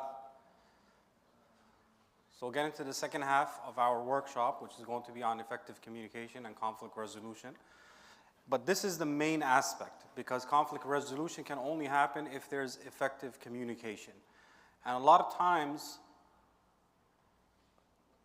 most problems arise from misunderstandings in terms of what was said and what was understood. And this is not only a very important aspect of a relationship, it's also a very important aspect of our deen as well. And the Prophet ﷺ said, "Man kana yu'minu billahi wal yawmil akhir falyaqul khayran aw liyasmut." That whoever believes in Allah and the last day, then let them speak good or remain silent. So from part of our faith in Allah and the last day is that we have to try to speak good first and foremost. That's the emphasis, is speak good first. The emphasis is not be silent first. It's speak good first. If you are unable to do so, then remain silent in order not to make the situation worse. Because then you have to now go back and then repair that conversation. And that requires work. So the key is, okay, we have to learn, how do I actually speak good? That's going to lead to understanding from both sides, so that we both understand one another, and then that leads to what we're going after, or we're able to get to a conclusion. This is also important when you're getting to know one another, because sometimes something will be said, you might understand something totally different, and then it creates some sort of friction, and then you're like, you know what, this is not meant to be. Forget about it. But we want to understand, okay, what are you actually trying to convey? So it's very important in terms of what is being said and what is being understood. Because many times something is said and something totally different is understood by that. But the words were not indicating anything close to that. So the question is, where is that coming from? And sometimes it can happen that certain childhood experiences, so on and so forth, might lead a person to start associating certain things with that, they're saying this, or an abandonment, or that they're not worthy, or it's not respectful. So we have to make sure that the misunderstandings don't happen. And Allah subhanahu wa ta'ala, He tells us in the Quran, وَقُلْ لِعِبَادِي يَقُولُ الَّتِي هِيَ أَحْسَنُ. That tell my believing servants to say that which is ahsan. Ahsan means the words you choose, the way you say it, your body language as well, because that's also part of communication. Because you can tell, somebody's going to say something, but you can tell from their body language what is happening. And then at times also the timing that you choose to have that conversation is also important as well. Because it might not be the right time to have that conversation. There's a lot of other factors. You could be stressed out, the person might be exhausted, they don't have the mental capacity to have that level of a conversation. And that's going to have an impact. Because this is what comes next. So we have to make sure that, how many times have you heard, it's not about what you're saying, it's the way you're saying it. Anyone felt like that? I understand what you're saying, but the way you're saying it is just, like, it's too intense. Calm down a little bit. So, tone, pitch, choice of words, body language, and timing as well. Because the next part comes in here. That Allah subhanahu wa ta'ala says, إِنَّ الشَّيْطَانَ يَنْزَغُ بَيْنَهُمْ إِنَّ الشَّيْطَانَ كَانَ لِلْإِنسَانِ عَدُوًّا مُبِينًا. Because shaitan is going to come and he's going to whisper. What did she mean by that? What did he mean by that? How could she do that? How could he do that? And he's going to plant those seeds there and is going to make us take it or draw a conclusion that's not actually there. Because his job is he's a clear-cut enemy towards us and he wants nothing more than to separate between spouses. That is the thing that brings him the most joy. He has his throne somewhere and every day people, his cronies come to him and they tell him, I made so-and-so drink. He's like, not a big deal. I made so-and-so commit zina. Not a big deal. I made so-and-so do this. He's not really impressed by them. Then one comes and says, I separated between husband and wife. And he says, come, you're the special one. And he makes that one sit beside him. Because it destroys the fabric of society, ruins the homes, which is going to have an impact later on. So we want to make sure that we do not let him influence the relationship, and this is where those misunderstandings have to be bridged. Because a lot of times, most problems that comes, they're because of misunderstandings. Something was said, I understood something totally different. And at times it just happens automatically that we're not really aware. So this is where it's okay. Let's bring structure into the conversation so that we can both hear what the person is saying, understand the viewpoint, and then let's move towards a solution. But you cannot move towards a solution until you've understood what the person is actually trying to say. And usually, they kind of are linked to your needs as well. Then at the same time, the Prophet ﷺ, a man came and visited him and he said, give me advice. And the Prophet ﷺ said, La taghdab, don't get angry. He repeated his request. He said again, La taghdab. He said it a third time. He said, La taghdab. He kept repeating the same thing, that don't get angry. So part of that emotional control as well. Now, is the Prophet ﷺ saying that don't experience the feeling of anger? What is he saying then?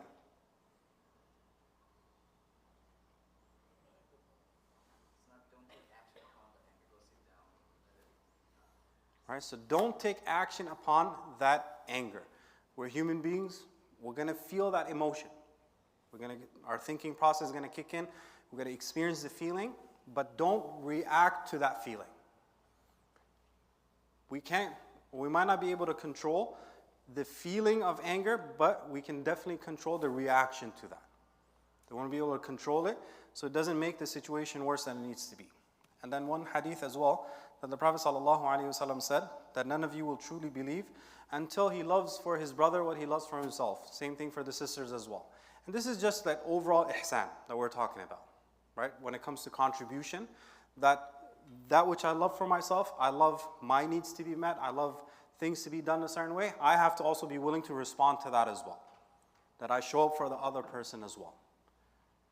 And it's not just about me, but rather that I show up for the other person as well. Now let's look at this.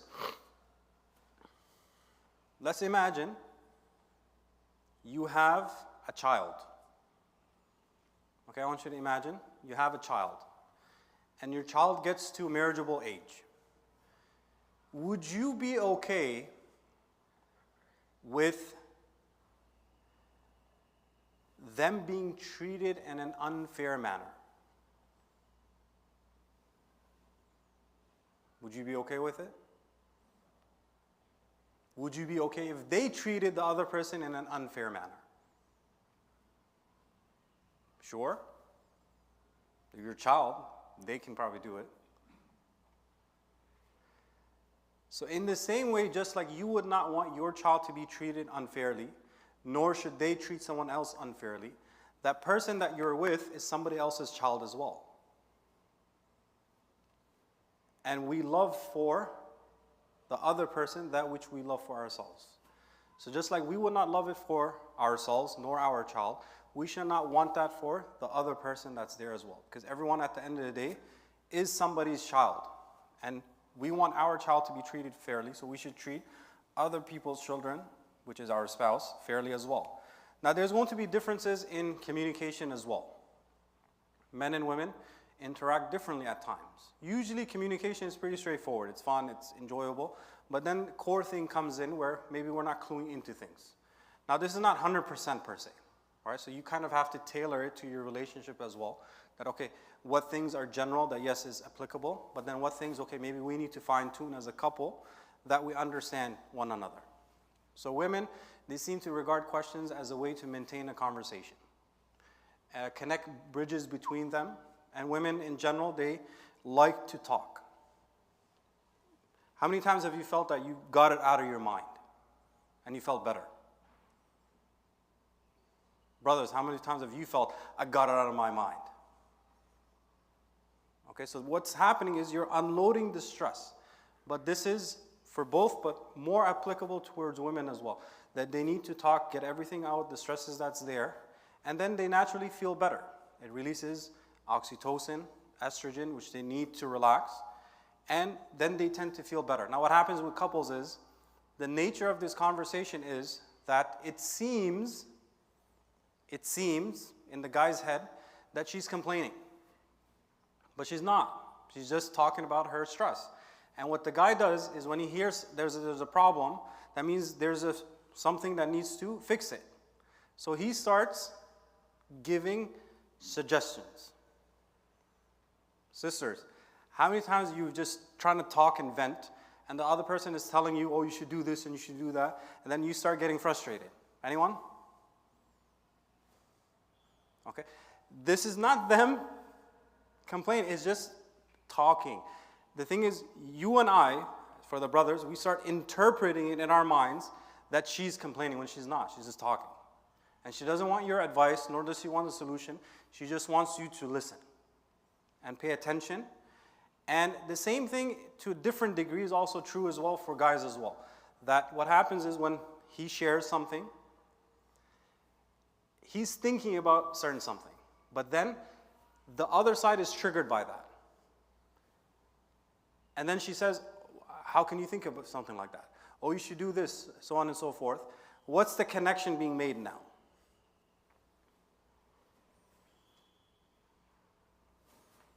Because all these things are being learned subconsciously. So what's the connection being made?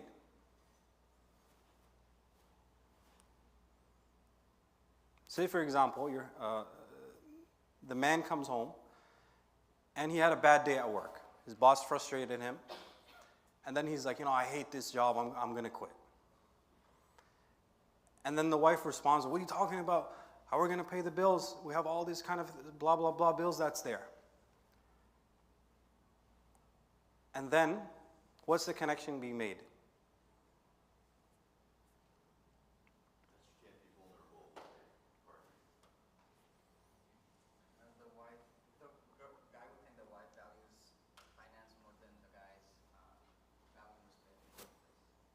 Okay, so that could be it as well. But one of the connections that gets formed is that I can't speak what's on my mind. Like, it's not okay for me to just speak because it created a reaction. So he starts now thinking that, okay, I can't share. And he could just be thinking he's just frustrated, it's on his mind, he's not actually going to do it. But it's just something that he's thinking about. And now this plays out multiple times, and then that association becomes, like the evidence is being put forth. That anytime I open my mouth in regards to something, I'm being told something in return. But all I want is just to let that frustration out. And the same thing for the sisters as well, that I want to speak, I don't want a solution, I just want to tell you about my day and what was frustrating about it. But every time I speak, some suggestion comes, which means that, I start feeling that I'm inadequate or whatever it might be because of the response that is generating from my husband. So part of that is that you just have to be able to create a safe space where you allow the other person just to speak what's on their mind, and that I don't offer any input. And this is usually to do with things that are outside of the relationship. So just your day, the stresses that is there, a stress-reducing conversation where you just put everything out there. So women, they share feelings and secrets, discuss problems with one another, share experiences, and offer reassurances. Men, they view questions as requests for information. They don't really make connections. They like less intimate things, such as sports and anything to do with that, TV, so on and so forth. And if they hear problems, usually they think that, okay, there should be a solution, because what's the point of talking about something if there's no solution that comes out of it? Now, this is once again general, it's not applicable to everyone, but the whole aspect of reducing stress is very important. That you give one another that safe space, and this is where actionable comes in, right? That there's a time, it doesn't take a whole bunch of time, that is put on the day that, okay, this is the time where we just kind of speak what's on our mind. Just get the stresses out. And then all you have to do is listen, ask open-ended questions. Open-ended means that it's not a yes or no answer. So you just kind of, oh, tell me more. What was difficult about it? Why is this so frustrating? What would be ideal here for you? How can I support you? And then you validate. Now, validation does not mean you agree. Because what happens is, sometimes one person speaks and we look at it, that's not a big deal. Why are you making such a big deal out of it? It wouldn't frustrate me. It's not a big deal to me. So we brush it aside. But the thing is, if it's a big deal to the other person, then even though you might not agree with it, you give them the space to let that come out. And validation, all it means is, may Allah make it easy for you. That sounds difficult. I'm here for you. Validation does not mean agreement. It just means you can empathize with them by making a dua for them, telling them, oh, that sounds hard. Yeah, that sounds difficult. I don't know what I would do if I was in your scenario.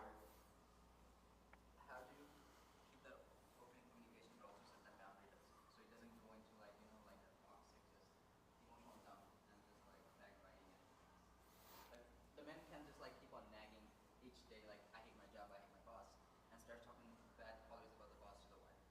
At some point the wife also has to like set a boundary, right? Like say, hey, you're not taking action, you're just coming here to like emotionally dump all your negativity towards me. Like how do you set that boundary? So part of it is that you have to like set that time and also like a limit for it as well, and also put some guidelines as well that we're not getting into backbiting. So usually like the people don't know who the other side is. And then also it's like we just talk about, okay, what's frustrating about it rather than this person is a piece of that and this.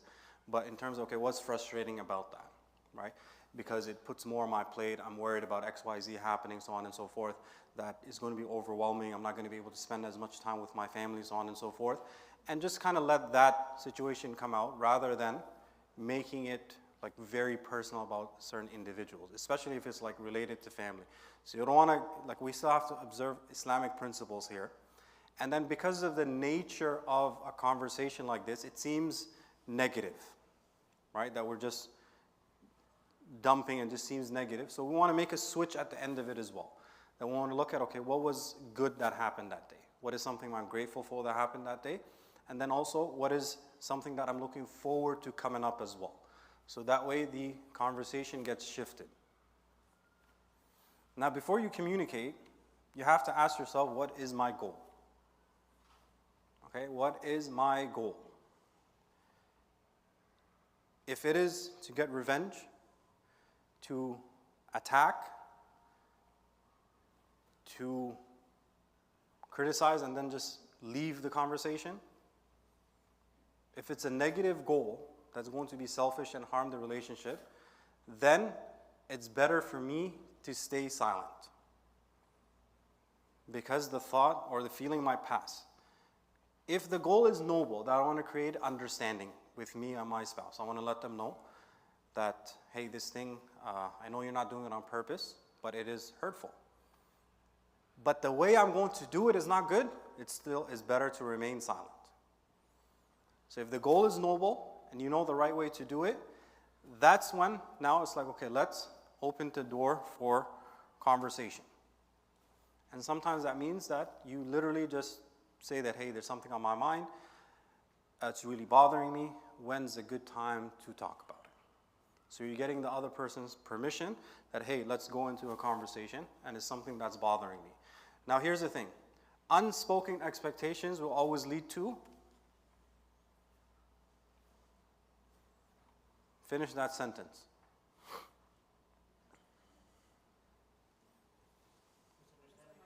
Disappointment. Unspoken expectations will usually lead to disappointment because I think that, or I'm expecting certain things to happen, and I believe it to be common sense, that the person should just know it. But in reality, it could be something that's not even on their radar. Because upbringing, experiences, all these kind of things have an impact on an individual.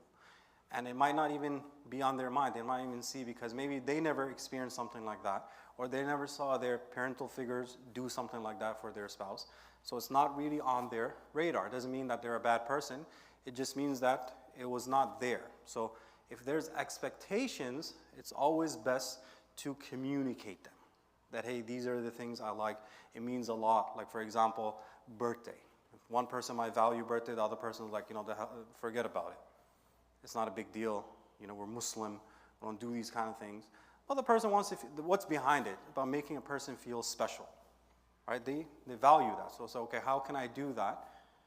And maybe for the other person, they don't view it as something that is serious. But for one person, it is. So we want to honor that aspect, but expectations have to be clear and communicated. And once again, it has to be reasonable as well.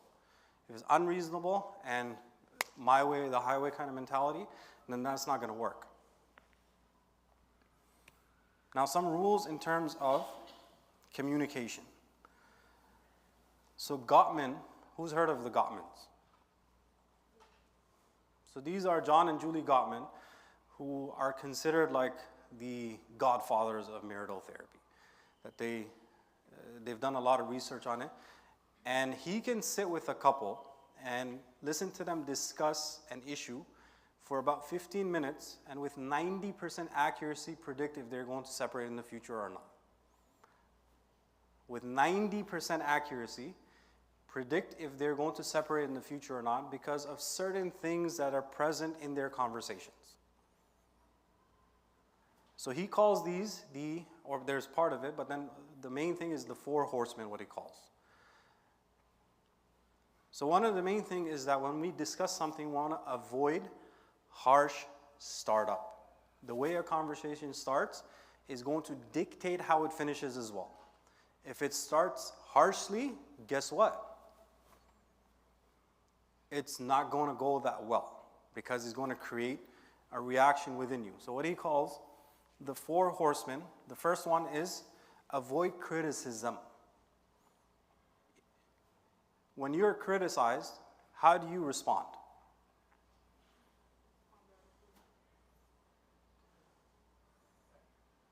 When you are criticized, how do you respond? Defensive.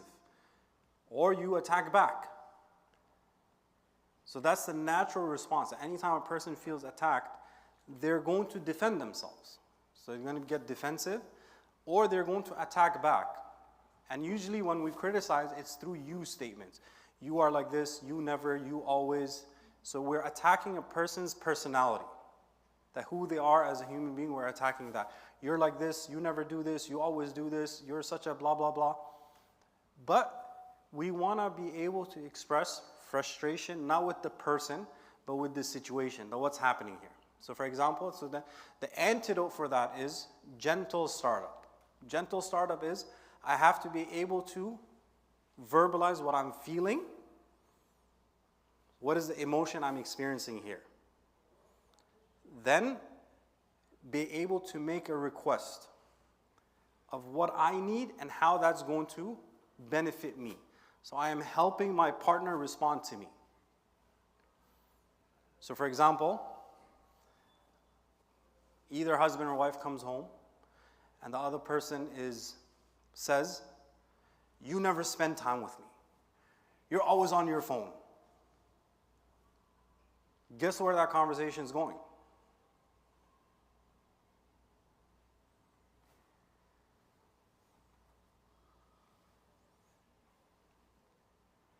How would you respond if you heard that? Abdul Wahab, you never spend time with me.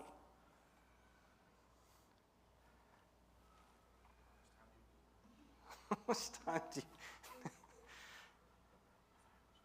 Right, you hear your husband comes home and says, you're always on your phone. How would you respond to that when you hear that?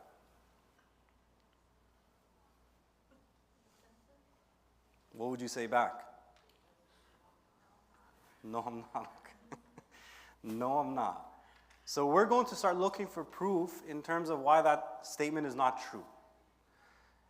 And then the person is going to look for proof of why that statement is true, which means this conversation is not really going anywhere. So we have to be able to understand, okay, what's behind it? For somebody to come and say that you're always on your phone or you never spend time with me, what's the need behind it? What's the emotion they're experiencing?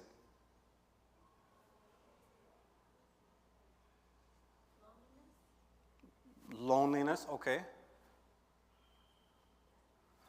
What else could it be?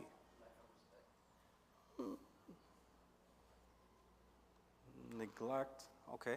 But what's a good way to frame it as? Okay, that's good. What's another good way to frame it? Because that's the emotion actually behind it. So the emotion is I'm feeling disconnected from you. Right? I miss you. I want to respond to you. I want to connect with you. So a better approach is that, okay, what's the feeling you're experiencing?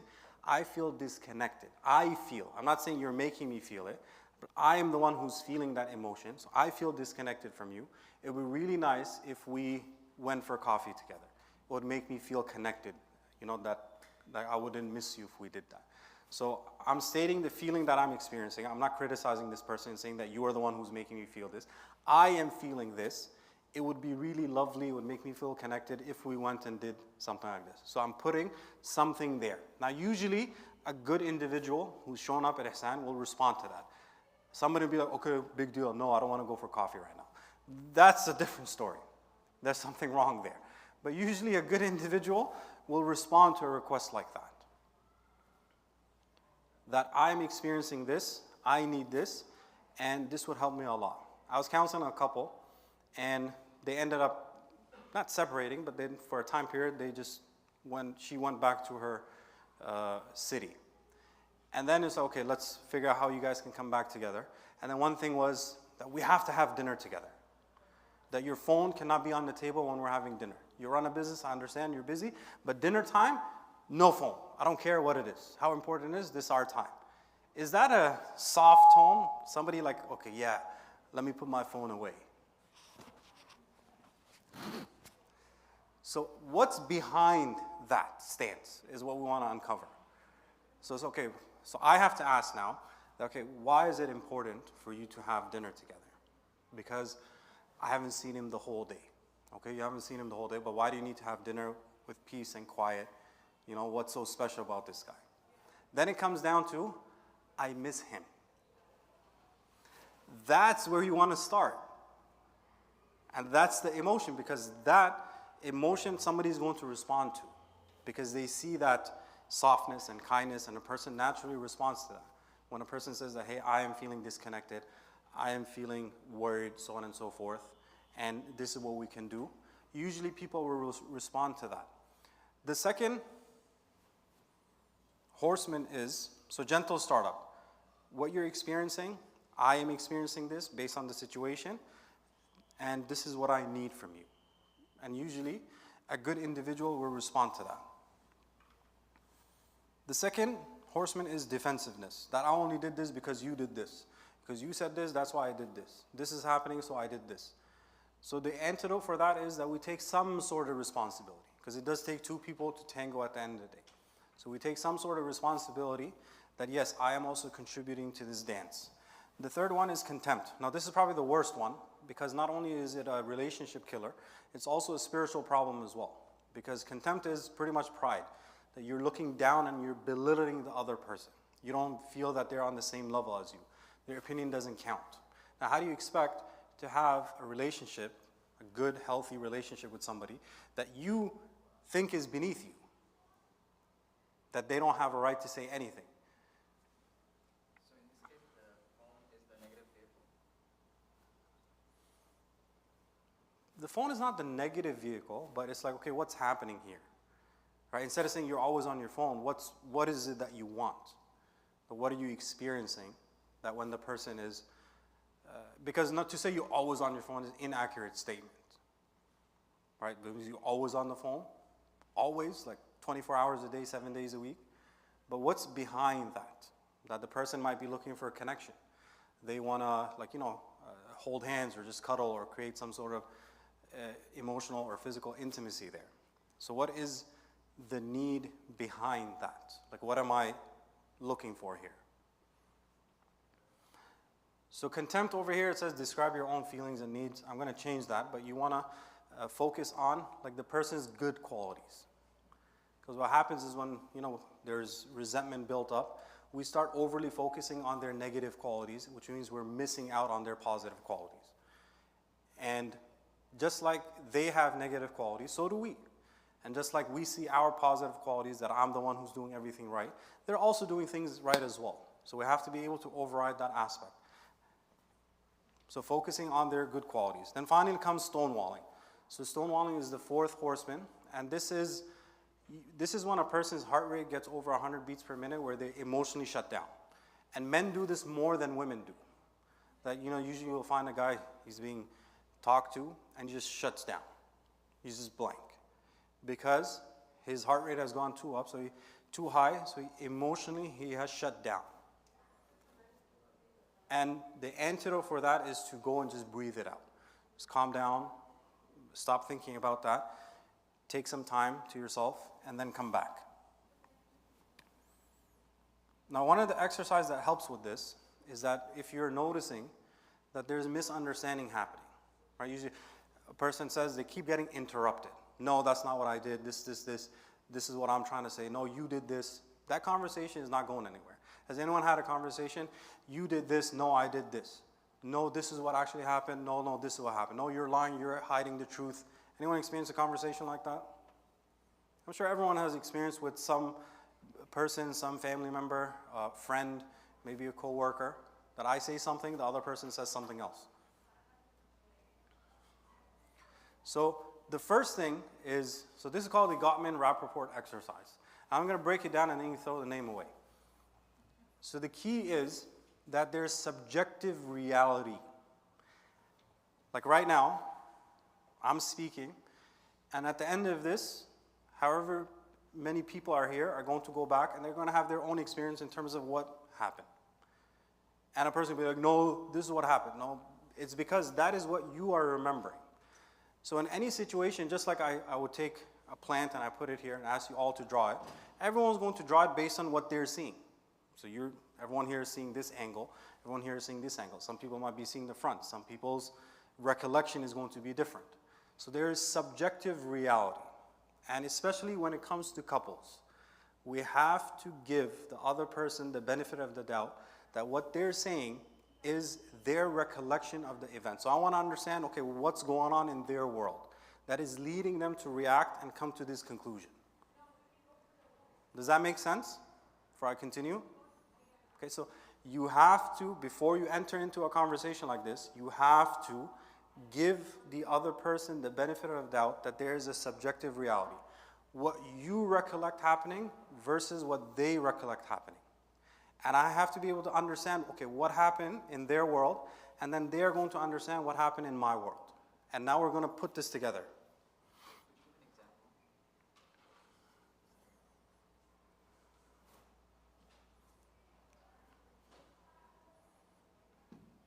Okay, so let's look at this, right?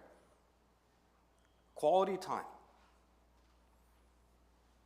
Subjective to each individual. So the person says they've been married for like 5 years and they're not really spending time together. Or one person believes that they're not spending time together. Every request that's made to spend time together is met with, what are you talking about? And they have 2 kids in the picture. That's spending time. We prepare lunches, we go for drives, we go for dinner. What more do you want? So, okay, now there's misunderstanding here. Because there's how she views quality time, and there's how the guy views quality time as well. So now comes the conversation. So when it comes to the subject matter, it has to be defined factually. Factually means what? That everyone can agree on it. So there's no difference of opinion, right? So we had a disagreement in terms of what it means to spend quality time. That's factual. We had a disagreement because you are a piece of this on what it means to Spend quality time is not factual anymore. Now I have injected my interpretation of this individual. So now let's look at that, right? So I'm actually going to give you a scenario to think about, but there's going to be rules. So part of this is active listening, that you're actually hearing what the person is saying and repeating it back to them, where they feel understood. For the most part, conversation goes pretty smooth. People are discussing things, but this is very important when it comes to those misunderstandings. Somebody says something. I believe guys are like this. I believe the role of a woman is like this.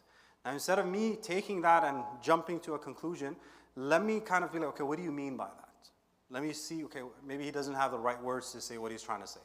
Or maybe she is saying this, but she's intending something else. So I want to uncover that aspect before I draw a conclusion here. Right? Because many times when we're having a conversation, you and I are thinking about how do I respond back to this person? Right? What is my response going to be, rather than what are they actually trying to say? So I'm looking at the facts. Okay, what are you talking about? That's not what happened. This is what happened. Because I'm putting my subjective reality as if that's absolute truth here. So we have to acknowledge that there's subjective reality. Then comes the speaker. So we take turns. The speaker is going to describe the situation, how they see it, and they're only going to use like I statements. So there's no attacking, no criticism, no blame. Now, saying, I feel you're a liar, or I feel you're a piece of this, is not an I statement. It's pretty much me saying, you are a piece of this. But I'm just wording it as I feel this. Okay? And usually when we say I feel and then a whole statement comes out, what we're really saying is I believe this. But we just use the word feel to describe that. I feel this, and then this statement ends. What you're really saying is I believe this. Because a feeling is something that you can, one word. Angry, I feel upset, I feel hurt, I feel excited, I feel happy, I feel joyful, I feel grateful. These are all feelings and emotions. Anything that's a statement that comes after that is actually a thought, not a feeling. So here is where I statements comes. So instead of saying you said, I say, I heard you say. So I'm not saying that you are saying that. I'm saying, I heard you say this. To me, that meant this. In my head, it played out like this. And I needed X, Y, Z for you. So for example, let's look at the cell phone thing. Right? I am feeling disconnected from you. I'm worried that if things continue like this, that we're kind of going to drift apart. And if that happens, then we're going to live like roommates. And I am worried that if that happens, then what was the point of us getting married in the first place? And I really need for us to be able to spend more time and connect and be present with one another, because that gives me that reassurance that our relationship is going strong. Versus, you're always on your phone, you don't care about me, what's the point, why did I even get into this relationship? Is there a difference between these two scenarios? Which one are you more likely to respond to? The second one or the first one? Why? Consider it. Because it's coming from a vulnerable place. They're saying that, look, this is what I'm experiencing. This is what I'm worried about. This is where my mind is going. So, which means that it's not actually factual. They could just be over reading the situation. But that's how we want to word it so that the other person is listening to this. Now comes the listener's turn as well. That when the person is done summarizing their event, the listener has to summarize what they heard in like a minute to 30 seconds. So they say that, so what I'm hearing you say is that you're worried that we are getting disconnected, and if this continues, you feel that we're just going to be like roommates, and it's important for you to get that presence and meaningful connection. And the person says, yes, that's exactly what I'm saying. So now we've created understanding here. But if the understanding has not, so if a person says, so what you're saying is that I'm always on my phone, and I don't care about this relationship, and that we're going to become roommates. Is that a summary of what was said? So that's a problem, because now there's I didn't listen to what this person is actually saying. I've drawn a conclusion based on what they said to what now my interpretation, rather than just summarizing back what this person said. Huge difference, right? That between, okay, what was said, he's like, I'm not saying that you're doing this, but I'm saying that I noticed this is where my mind goes, this would be helpful. But then the person says, so what you're saying is that I don't spend time with you, and I don't care about this relationship, and you're the only one who cares about this relationship. As if you're God's gift to women. Right? None of that was said. But that's the problem. Okay, how did you get there? Instead of just listening to what the person is saying and just repeating back and summarizing what they said. So if understanding has not been created, then it's okay, what am I missing here? So that I can re-summarize. When it's summarized to the person's satisfaction, now we switch sides.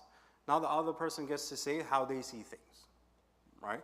That it's not, like for example, now the other person might say, there was an important message that came that I needed to pay attention to. And because, something happened previously that needed my attention and my mind was preoccupied with that. And, this is where my focus was. And it's not that I didn't notice you coming in, but rather I was preoccupied with this. It was an urgent situation that needed my attention. And I was thinking that, okay, I'm going to get done with this, and then I'm going to spend time with my spouse. But before any of that could happen, he blew up by saying that you never spend time with me. So now, okay, subjective, that, okay, this is what you're worried about, and this is what you want. And then it's like, okay, makes sense now, right? Could that happen to anybody?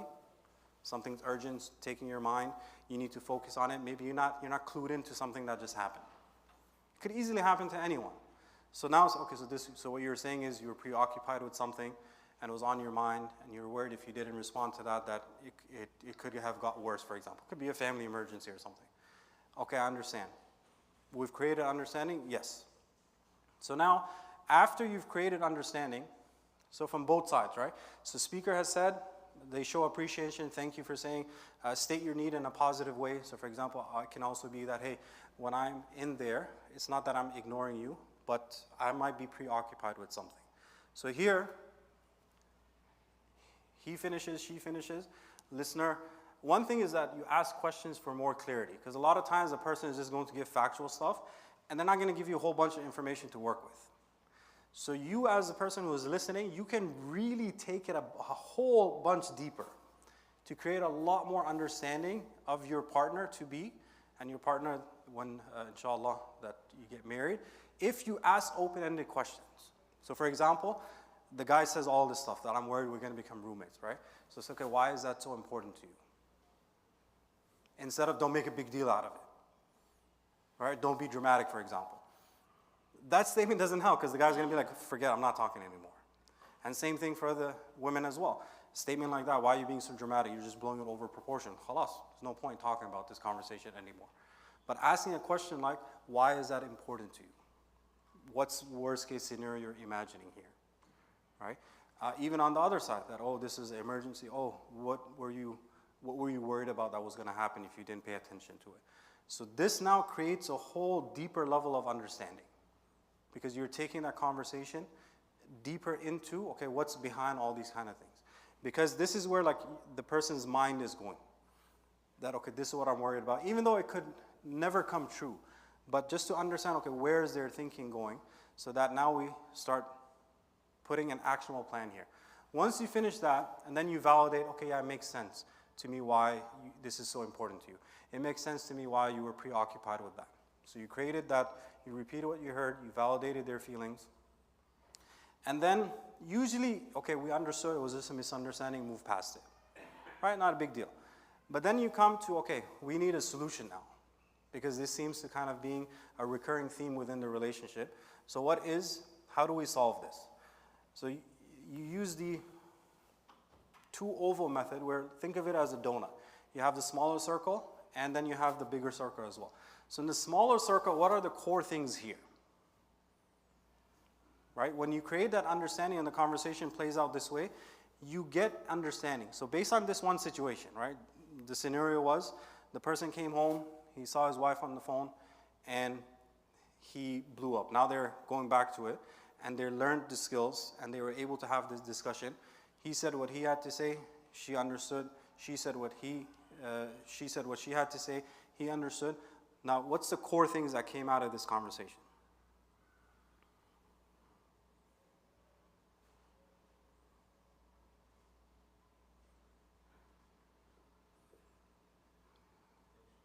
Come on, guys. What's the core things that came out of this conversation?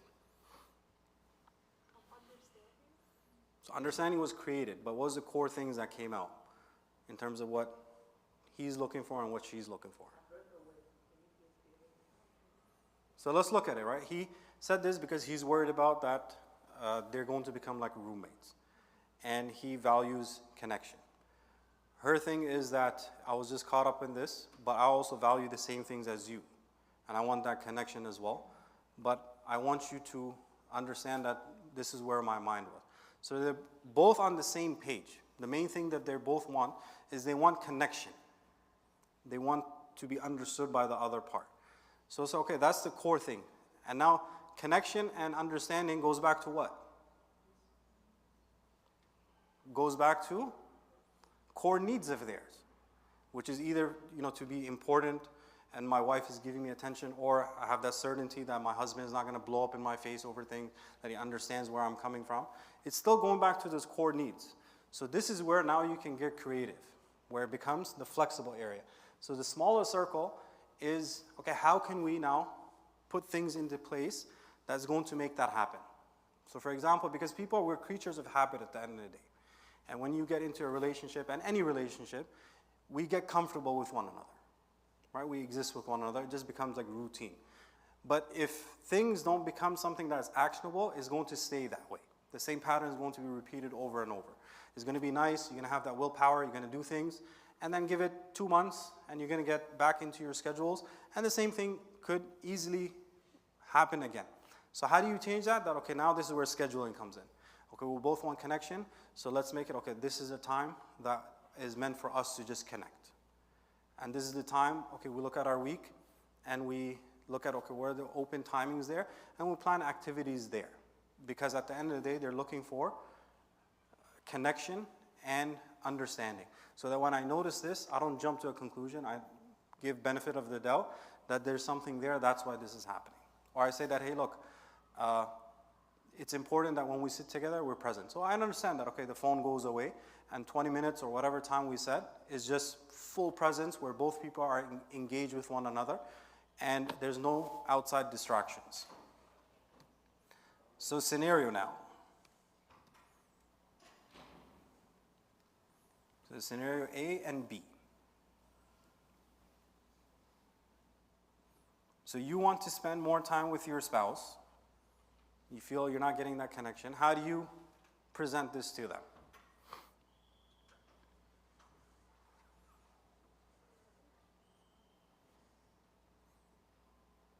And the other one, well, we already did this. I feel disconnected, blah, blah, blah. That works.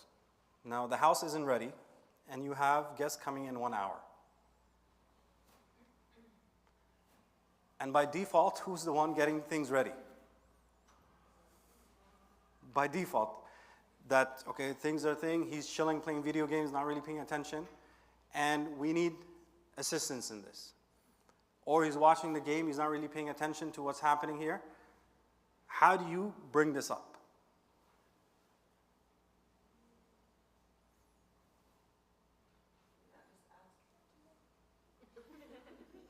Yeah, that's right. That's what you're trying to get to. But how do you do that? For sure. But what are the words you're going to use?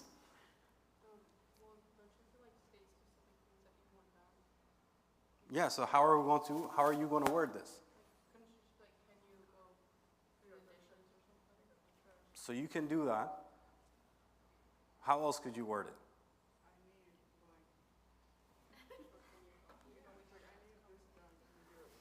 Okay, what if it comes out like this? Hey, can you help me? Don't you see what's happening here? We have people coming. Don't you see all this that needs to get done? The guy is going to do it, but is he going to do it happily? Why is he not going to do it happily? Because the way it's coming off. Now, okay, so this is the situation. How do you word it now? Number one, what is the emotion you're experiencing? You're stressed, right? What else could be the emotion you're experiencing? Overwhelmed. What else could be the emotion you're experiencing?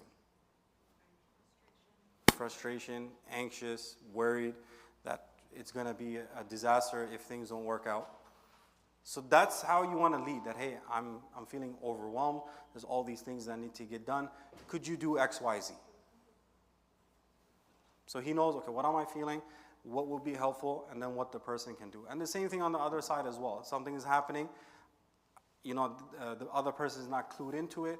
It's causing me some sort of thing. Like, for example, we have to go somewhere. I'm worried we're going to be late. So instead of letting my mind go that, oh, we're going to be late and then this and this is going to happen, I just be like, hey, I'm worried about such and such happening. If we can, leave by this time, that would be wonderful. Simple thing like that allows the other person to know what we're experiencing, what we would like, and how we can respond to that. Now, this is simple because you just stated there's nothing else. Now, this is where it's like misunderstanding can happen. You want to spend time with family. You have your family in Raleigh, your extended family. You want to spend time with them. You love them. But your spouse likes their personal space, whether male or female. And they want to do their own thing. Now, how do you have this conversation? Wait, so do they have to go with you? You would like them to go with you.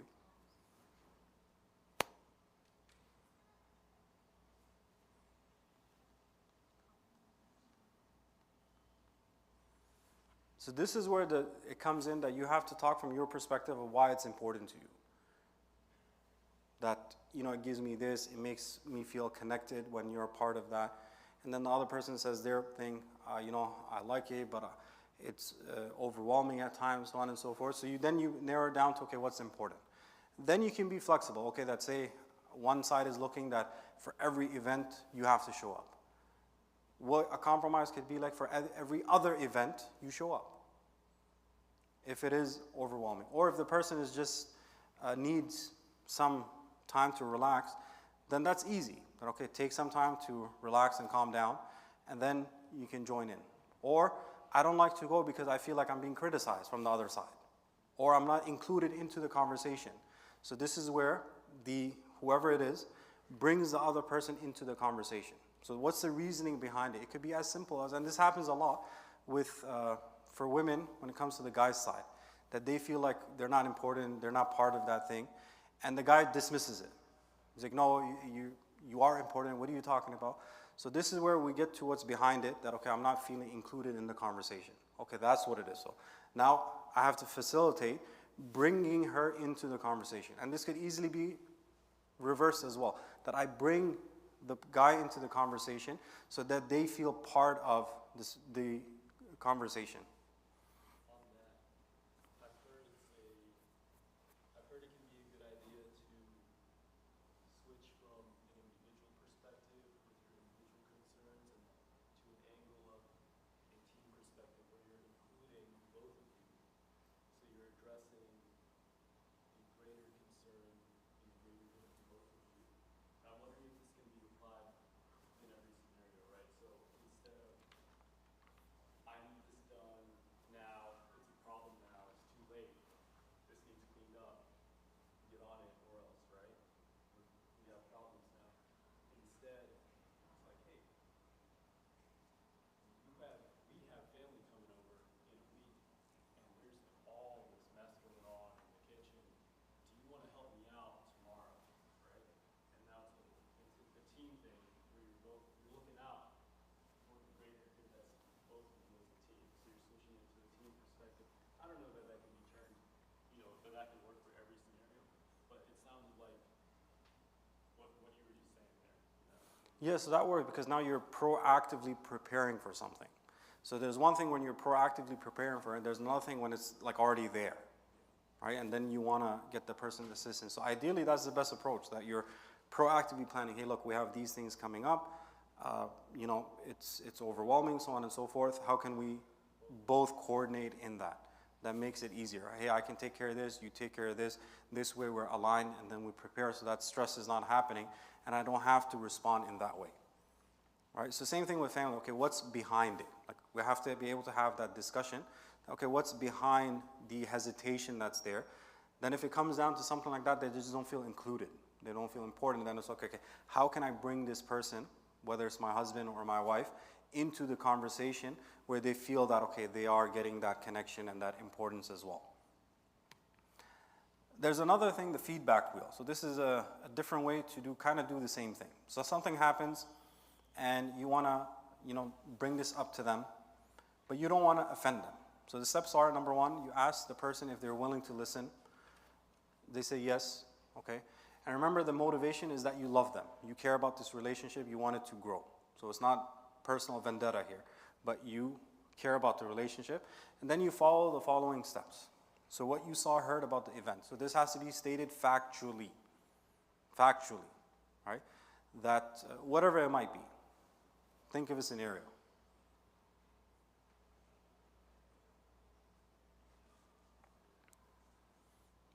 So it has to be stated factually, whatever it was. So for example, there's a child in the picture, and you came home and you raised your voice at the child. That's factual. We can say that's factual. The voice was raised. The camera captures that. So fact is anything that a camera is going to capture. A camera is not going to capture the story you're making up behind it, or where your fear is going. The camera is not capturing that. The camera is capturing the situation and what was said, and the volume, that's what is capturing. Now comes the next part, that what you're making up about it. So this is where a person would say the story that I'm making up in my head is that you have anger issues, and maybe you have some unresolved trauma that you experienced in childhood, and that you're trying to take it out on our child, and I'm worried that he's going to grow up and become blah, blah, blah, blah, blah, blah, blah. Right? So saying the story that I'm making up, or the story in my head, this is where my thought process is going, that this is going to happen. Is that true? No, but it's where the worry is going. And we have to uncover that, okay, where is our mind going? What's the story that's playing out? How is it making you feel? I'm worried, I'm concerned, I'm afraid, I'm whatever it might be. And I would like, what would you like? I would like you to be more gentle. I would like you to be mindful. I would like you to, if you are in like a bad state, then let me know as well. Or if something is bothering you, give me a heads up so I can, you know, maybe distract the child with something else. So factually, what's factual? What's the story that's being made up? What do you experience? And then what would you like? And then you want to let go of the outcome as well.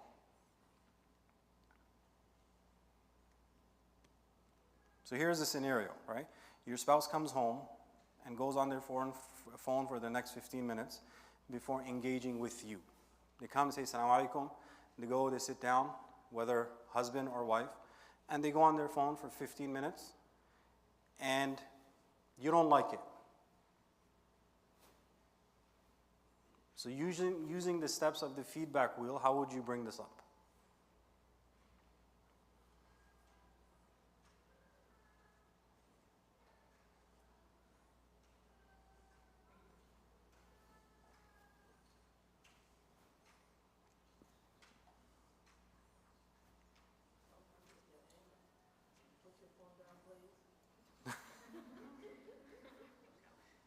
So you want to bring this up to them, but you're using the feedback wheel. Do you notice that this is like a consistent thing that happens? So you would ask them first. Okay, is there something important on your phone that you need to see right now?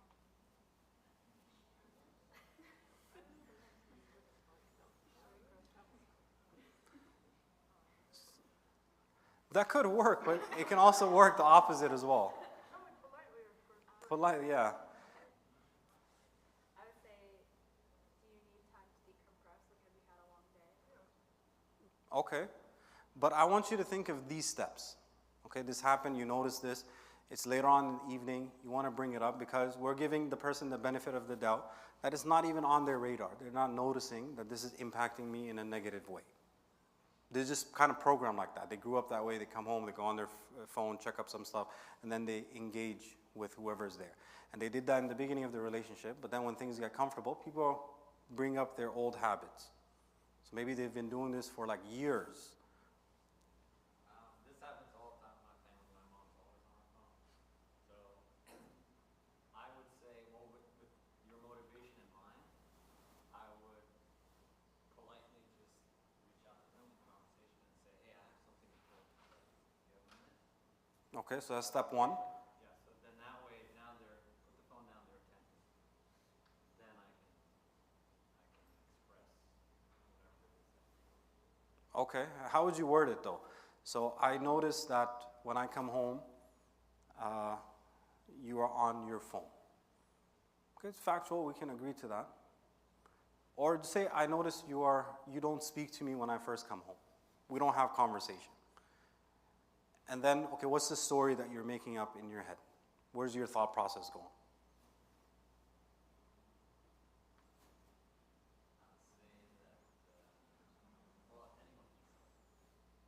So this is where like the actual situation is going to give you more information to work with. This is just a scenario. So like a person's mind could be like, same thing that we talked about before, that I noticed that where my thought process goes is that I'm worried that we don't connect.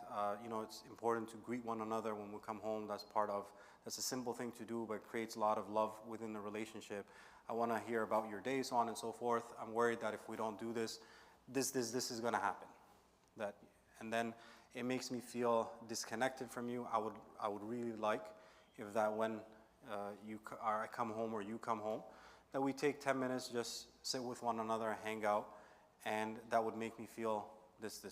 And then the other person, you kind of just leave it. That, okay, inshallah, that they respond to that request as well. Or be like, okay, yeah, that makes sense. We can start like every other day, and then every day as well.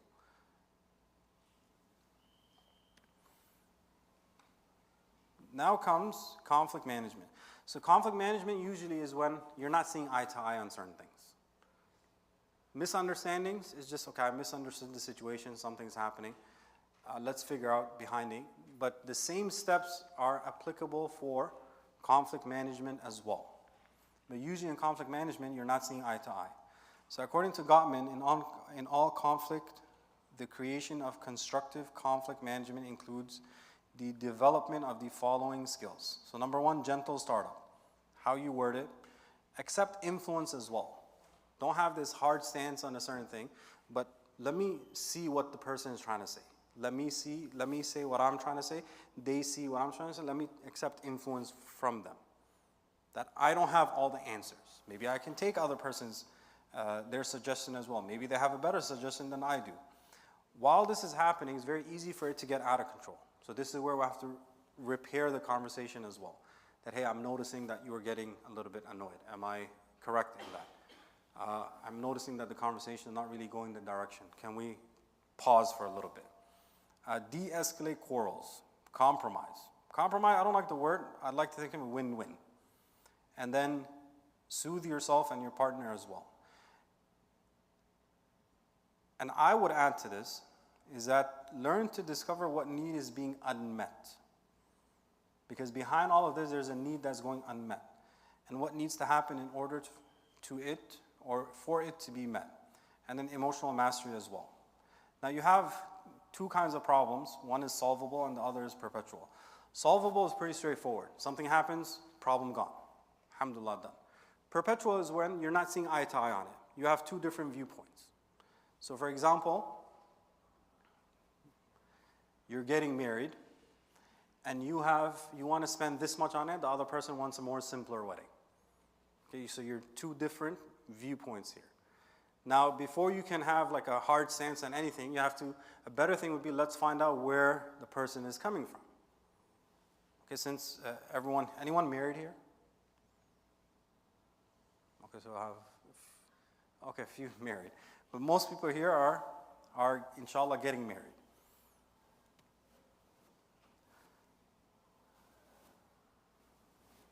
So we did rapport, we did compromise, forget about aftermath of the fight, but we're going to look at dreams within conflict.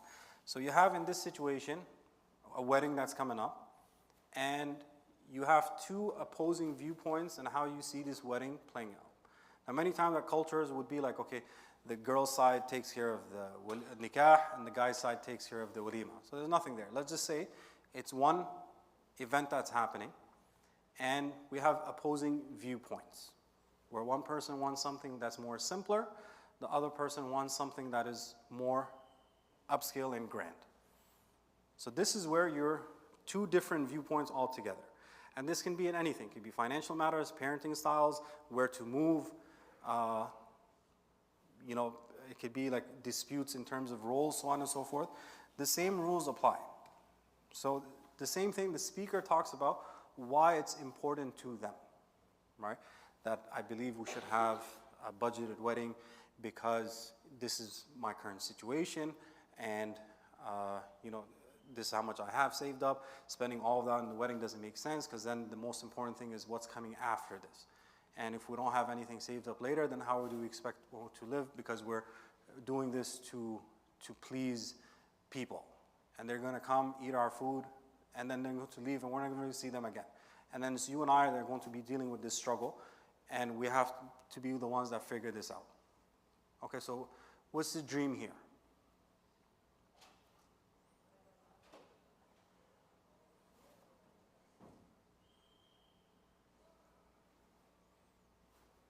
Number one, you have to ask more questions, because I gave you what to work with, but I didn't give you too much to work with.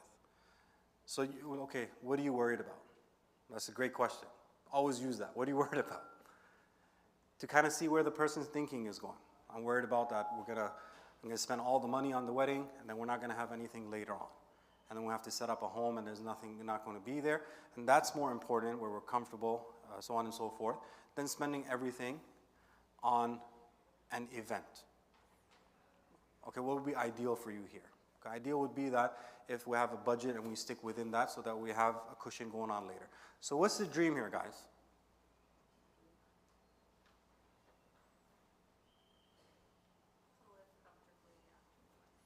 Right, so that's what, so it's like this person is looking beyond the wedding and wants things to be comfortable after that aspect as well. Can we respect that?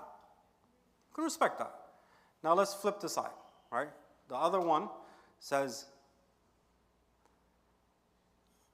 you only get married once. It's important because, when I was younger, it doesn't have to be a girl necessarily, it can be a guy as well, that I envisioned that, we'd have all family together and people will come and they would bless us. And that, we have that enjoyment, and that people are there and they welcome us in this new phase of life. Okay, now what do you ask? I haven't given you a lot of information to work with.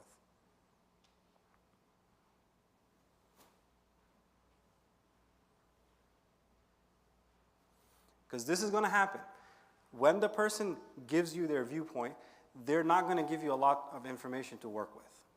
They're just going to give you a standard thing, give you a little bit of information to work with. You have to be able to uncover what's underneath it. That makes sense? You have to be able to uncover it. The way to uncover it is you ask open-ended questions. Okay, so for over here, okay, what would be ideal here for you? Why is it important? Now, the person could say that it's important because, it gives us that feeling of being thankful to Allah subhanahu wa ta'ala. This is a way to celebrate happiness, so on and so forth. Okay, what are you worried about? Should it not happen? I'm worried about that if it doesn't happen, that, we're not going to have good memories and families, and, that it's always going to be like this. We're always going to be, a little bit cheap and budgeted, and we're not going to be able to show like the ni'mah that Allah subhanahu wa ta'ala has given us. Let's just say that's where it's going. Now, what's the dream underneath here?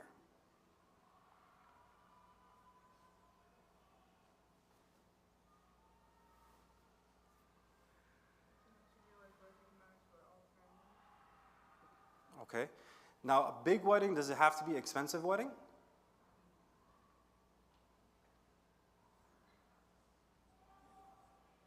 Because sometimes that's what happens. The person thinks, okay, big wedding, expensive wedding. But the other person could be, no, to them it's important that they have a big family, that all of them are present there in their happiness. And that's a way to honor family per se. Can we respect that viewpoint? We can honor that because what usually happens is one person has already made a conclusion, or both people have already made a conclusion that he's cheap or she's cheap and the other person is wasteful. That's where the mindset goes. I've drawn the conclusion because they're so hard on their stance and this is what they're saying, that it must mean that this is what it is. But in reality, there could be something beyond that as well. So now that you've created understanding, you have more to work with. So now you can, okay, what it's about good future. Is the other person on board with that? For sure, right? It's about welcoming family and having everyone engaged and involved. I can also honor that as well. Now comes that, okay, how do you put this together? How does this come together? Then how can we, within that budget, okay, can we extend a little bit to make it, maybe we compromise on certain things within the marriage, or not the marriage, but the wedding. And then you come to an agreement that works for the overall good. So in terms of honoring that person's dream, and then at the same time honoring the other person's thing as well for the future as well. And this is where it comes to an agreement. But a lot of times what will happen is maybe one person will compromise a little bit more, but they'll be willing to do that because, why do you think they'd be more willing to do it? Or why do you think you would be more willing to make that compromise? Whether it's brothers or sister.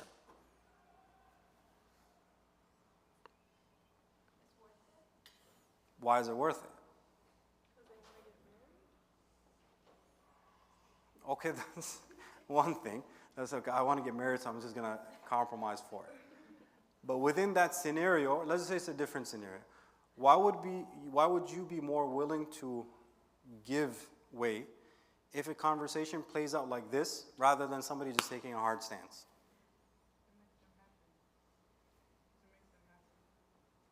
It makes them happy. Okay. Why else would you be willing to do it?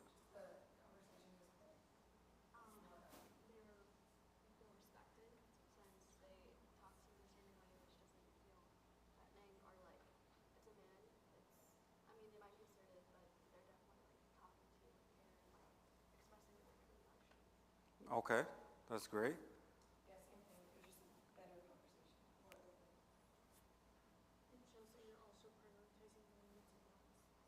Okay, so you're prioritizing the other person as well. Why do you guys think that would lead to somebody being willing to give a little bit more than initially they planned to?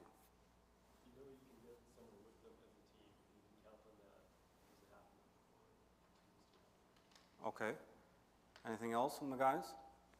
I think it's always important to feel heard.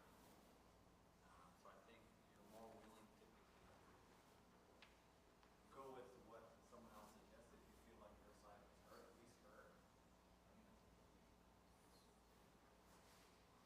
Also to have like a Akira mindset perspective. All right, I want to go to Jannah with this person. This small resolution or conflict, does it really play that big of a role on the larger stage? So it cannot always be 50-50. So you have to have that compromise where it can be 70-30 or 80-20. Understanding that aspect. So everything you guys said is correct, that a person is more willing to give when they feel understood, they feel appreciated, they feel respected for their opinion, that I could speak my opinion, they took it into consideration. We put everything together, and then we as a team, we decided that what is ultimately going to be the best thing for our relationship. And a person is willing to give more, even though they might feel like, okay, my opinion, or we didn't implement my strategy, but they'd be okay with it because I got all of the other things. I was understood, I was heard, I was respected, I was valued. We tried to look and see how things would fit. And then ultimately we decided that this is the best course of action. And a person is able to give more. Because you also created understanding. It's not that what I thought it was, but rather it's coming from this place. I can respect and honor that aspect. And then I can work with that aspect rather than somebody saying, this is how it's going to be, you just need to do it. That's, even though a person might do it, but they're going to have resentment later on or at that time as well. So these are some scenarios that one partner wants to save for a big purchase, the other one wants to spend on smaller luxuries. So how do you have this conversation? So what's behind the stance? That's what we want to uncover. What's behind it? One partner feels neglected because the other is spending too much time at work or the families or friends. So what's behind this, right? Why does the person care about social activities versus why the person feels that we need to be spending more time together? And then the same thing, I don't like the word compromise once again. I like to think win-win. And usually when you have this conversation and you create understanding, you always can narrow it down to the core things here, right? Which both people can respect. So these becomes like the things that you're not willing to budge on. But when you create understanding, you can narrow it down to these things. And then the rest, you can be flexible. So now you can be creative in terms of how do you arrive at a solution that works for the relationship. So now let's try. Like, for example, I want to go on vacation. Why do you want to go here versus why you want to go there? Okay, this is great adventure. Somebody is more historical when it comes to their experiences. Okay, we can honor this. Let's see, okay, now it comes, okay, who goes first? We're not saying that that's never going to happen. It's about, okay, who gets to go first? Okay, you go first. Then the next vacation we take, we'll do it based on what the other person wants. So that way you're creating more understanding. And ultimately, at the end of the day, a relation succeeds based on not the huge and grand things that happen. So this is actually a statement from Gottman's book, The 7 Principles of Making Marriage Work. That what can make a marriage work pretty much is not the huge things, but rather that it's viewed in a positive light despite challenges that might come up. So a person is always viewing their relationship in a positive light. And guess what? This is actually a hadith of the Prophet ﷺ, in which he said, a believing man does not hate a believing woman. And this goes both ways as well. That if he is pleased with something, or if he dislikes something, he is pleased with something else. So we always have to remind ourselves that when you go into a relationship and you get married, all the reasons you chose to marry this person in the first place. And we have to override that. That I don't allow shaitan to come and overtake me just because of one thing. And that means that all the good is now blocked. But the way to do that is you have to proactively force yourself to notice all the good things that this person brings to the table. And then through effective communication and appreciation and so on and so forth, like appreciation is a huge thing. That it's not that, oh, the person, that's what they're supposed to do. But rather, no, let me appreciate what they bring to the table. Let them know that how I notice these things and I appreciate what they bring to the table. And that creates that culture, that you're creating a culture of appreciation, of thankfulness to Allah subhanahu wa ta'ala, of giving and receiving, of meeting each other's needs, and most importantly, that we're going on a journey to Allah subhanahu wa ta'ala. That at the end of the day, the most important thing is that we want to earn the pleasure of Allah subhanahu wa ta'ala, and marriage is one of those avenues to draw closer to Him. Because remember, the best of you are the best of them to their families. Best with who? With Allah subhanahu wa ta'ala. So may Allah subhanahu wa ta'ala bless every single one of you, allow you to find a wonderful partner and have a wonderful relationship that is truly fulfilling and satisfying, and a means to draw closer to Allah subhanahu wa ta'ala and to be in the companionship of the Prophet sallallahu alaihi wasallam and his righteous companions. With that being said, if there's any questions that you guys have before we close off, please feel free to ask. And once again, the key thing is not the theoretical aspect, is the implementation. That when we apply, we see the fruits of it. But if we don't apply, it just stays as information that we have.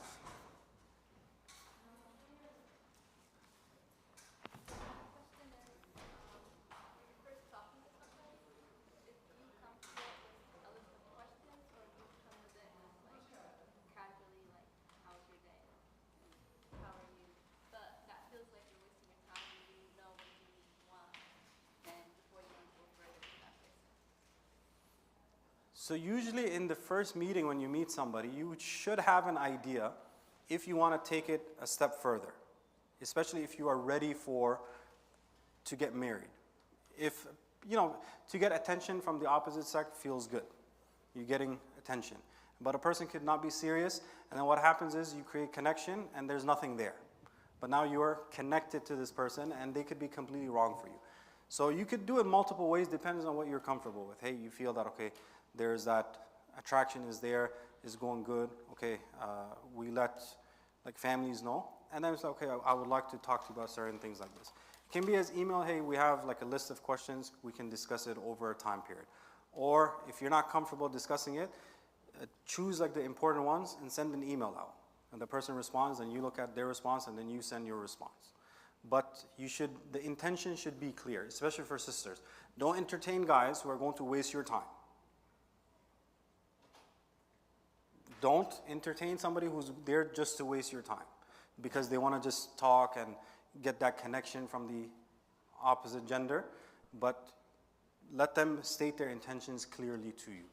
That, hey, this is the reason, I'm serious about getting married. Okay, let's start that conversation now. Any other questions? So one of the things was talking about the top reasons for divorce. So I'm sure we talked about it, but is there like a correlation or like a connection to like some sort of science? And what is that top reason for divorce that you see? So it's pretty much similar in a sense, that the same main reasons are kind of overlapping as well. Because we have similar expectations as them, that lack of intimacy is up there, emotional connections up there, finance is a huge thing that's up there, being able to navigate family differences up there. Those are pretty much like the main things that is there. Is that because they didn't cover it before, or just things changed throughout the day? Many times it's because they didn't cover it, and also because things change. So people fail to understand that, okay, why is intimacy so important to you? And then on the other side, that why is emotional connection so important? Right? Okay, why is that financial stability and that certainty behind it so important to a person? So that's why these skills, most people don't know these skills. And they think that, okay, we'll just figure it out. And they think that this is how it's supposed to be. And I'm the man and this is how it's going to be. But no, I need to be like this, so I'm going to speak up for that. So people haven't really learned, okay, how do you have these conversations? And why is it important to the other person? But we just assume that, okay, because it's not a big deal to me, so you shouldn't make a big deal out of it either. But it's very important to have those conversations, have like some sort of understanding, and then when you get into a relationship, the whole thing changes to begin with. As you grow and you transition into different stages, because the more transitions happens, the less time you have for one another. But the couple are the core of that relationship. But that's why the needs are so important, so that you know that as we're transitioning, we're checking in. Okay, is your needs still the same? Has anything changed? So that we're still able to hit the mark consistently throughout it. Because, both people are working. Child comes into the picture. Second child comes into the picture. Family member gets sick, which means your time becomes less and less for one another, but you are the core of that relationship that unfortunately gets neglected as a relationship progresses. But we don't want that to happen.